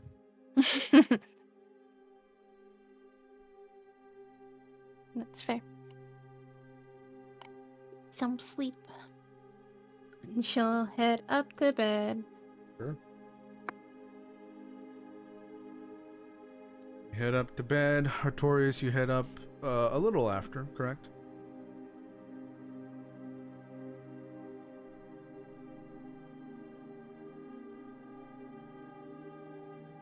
Good talk, Artorias. Hello? There we go. Oh, cool. I thought I was going. Yep, he was just gonna down his drink and And just then- leave 5 gold on the table for Gregor and head up to his room. Sure. You all get tucked in and go to sleep. The rain continues to fall over Marsember. Soft, steady, unrelenting. The city sleeps, or at least pretends to. Lights extinguish one by one behind shuttered windows. Merchants lock their doors, dock workers return home. Guards begin their nightly patrols. Across the city, countless people settle into their beds, believing tomorrow will arrive exactly as expected. Believing the peace will hold, believing the worst has already passed. They are wrong. And one by one you all drift into sleep. Except for Cawpy. Sleep comes slowly tonight. Not after goodbyes, not after everything that has happened, not after watching someone you care about disappear through a portal beyond your reach. Eventually, exhaustion wins, and darkness takes you. At first, there is nothing. Then a lantern, floating upon black water. Rain falls from a sky without stars, and the lantern drifts slowly, silently, until it begins to sink.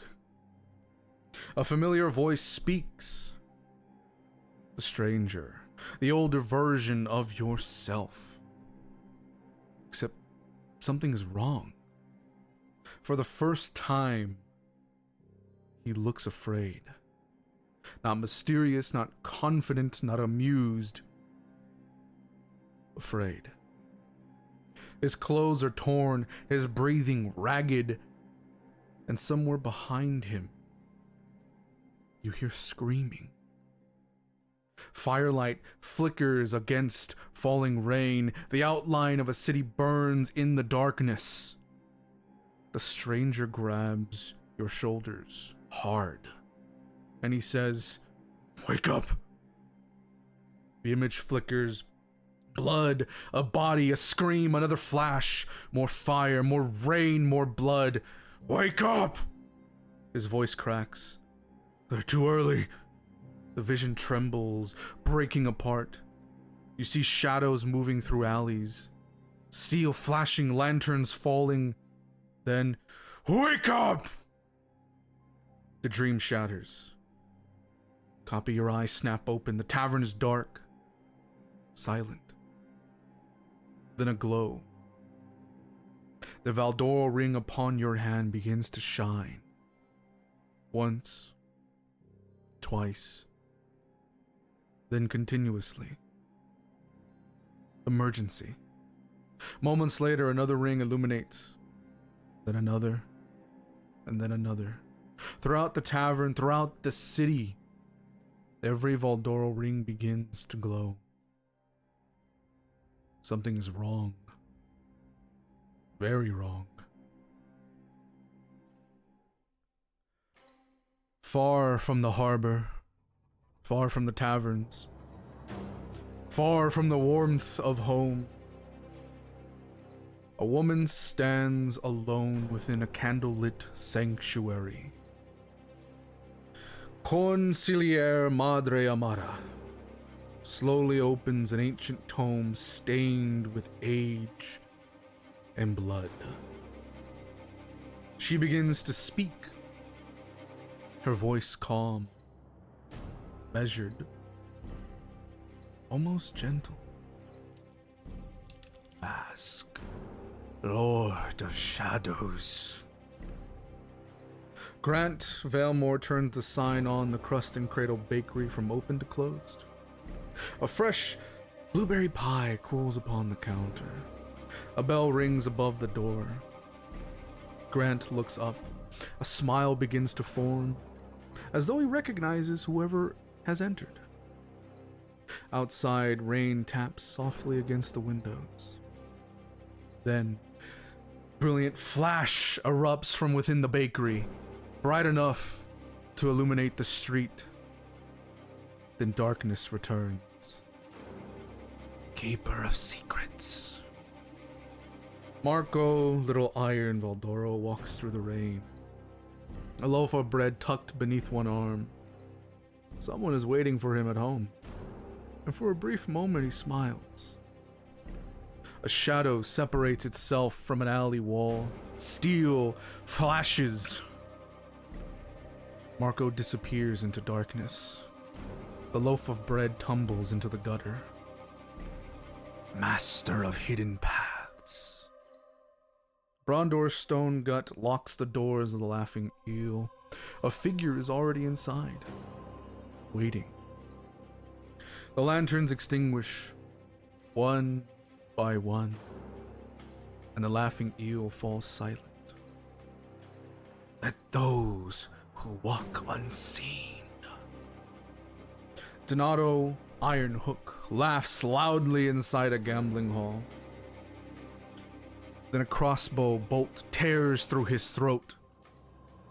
The laughter stops. The cards scatter across the floor. Be your chosen instruments. Elsewhere across Marsember, Valdoro soldiers vanish. Messengers never arrive. Safe houses go dark. Storefront windows shatter.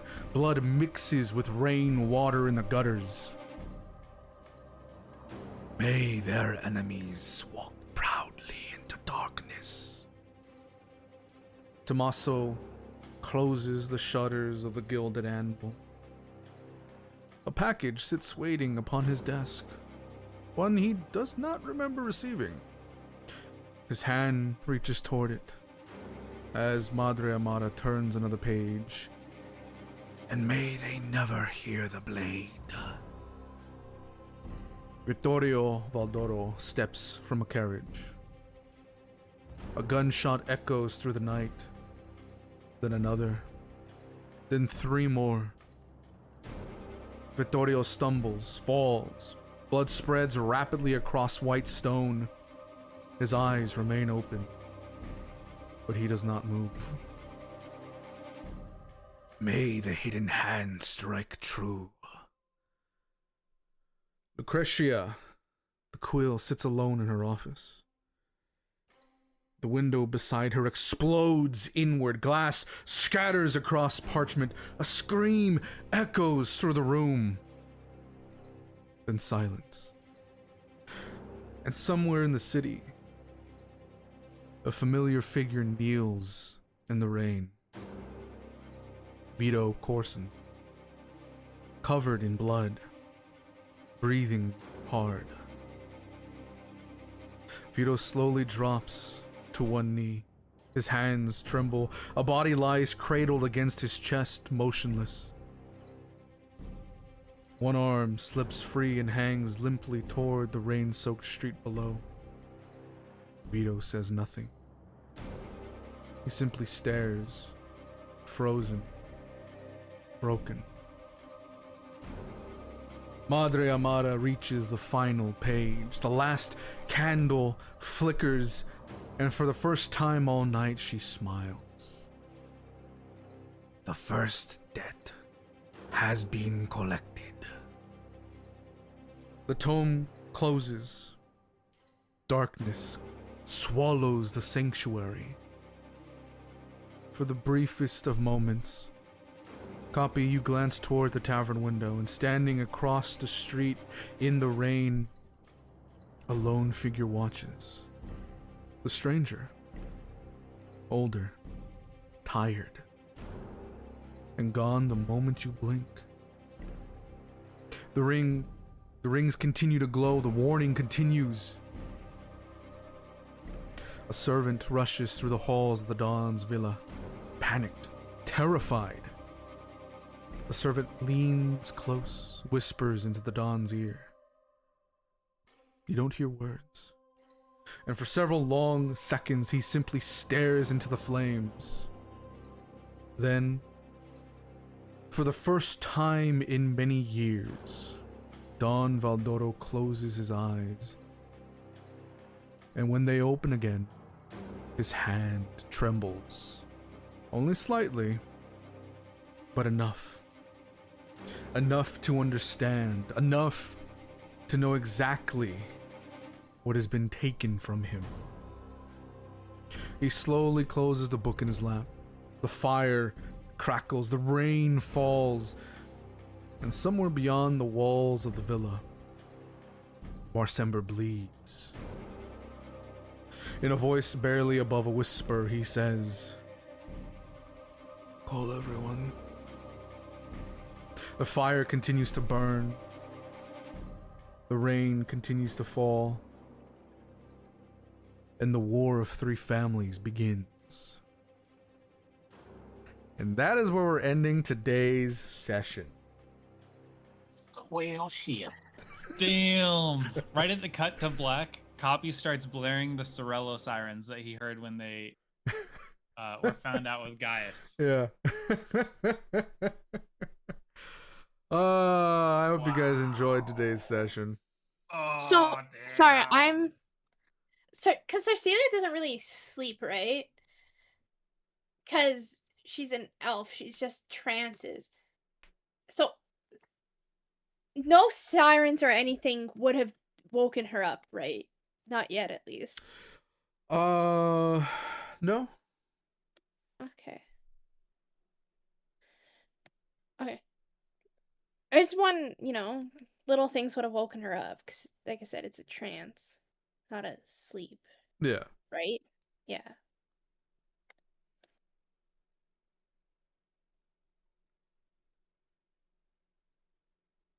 Well, shit. Damn. That was dope. Indeed. I don't want to wait till next week to figure out what the Yeah, fuck God just damn it. happened. We gonna have to. Well, good job, everybody. I hope you guys enjoyed the session. Hell yeah. We will be meeting next Thursday, June 11th. At this point, I don't know if I'm going to be here for the 18th. I'm going to let you guys know. I'll keep you guys updated, as it were. For sure. Right? So it's the 18th or the week after, potentially, right? Correct. Okay. Just let us know next week. Yeah. Cool. See what happens. Sounds All right. Well, that is it for me. I am gonna go ahead and get out of tabletop. Gonna go ahead and call it here. I do see that I have a bunch of panic DMs from somebody. Wonder who. I wonder who that was. Imagine. It's clearly, Sorry, it's me. Imagine Vento is like focusing so hard on delivering this epic monologue. Oh, trust me, I saw the number going up. I was like, oh You just boy. hear, Yeah. Hey, you don't get notifications when you're streaming unless he turns that I see the off. notification number go up though. But you don't hear it. Mm-mm. It was only 6. I've sent you way more. Anyways, that's it for me. GG, y'all. GG's. I'm gonna head out. Later. Bye. Later. All right, stream. Thank you so much for being here. I hope you guys enjoyed today's session. That is going to be everything for me. Tomorrow we continue our Witcher 3 playthrough, and then Sunday we will be doing the D&D session for the Legends group. So hopefully I will see you guys there. But in the meantime, we're going to go ahead and do a raid. And I will see you all tomorrow. Let me start the music. Here we go. Later, y'all.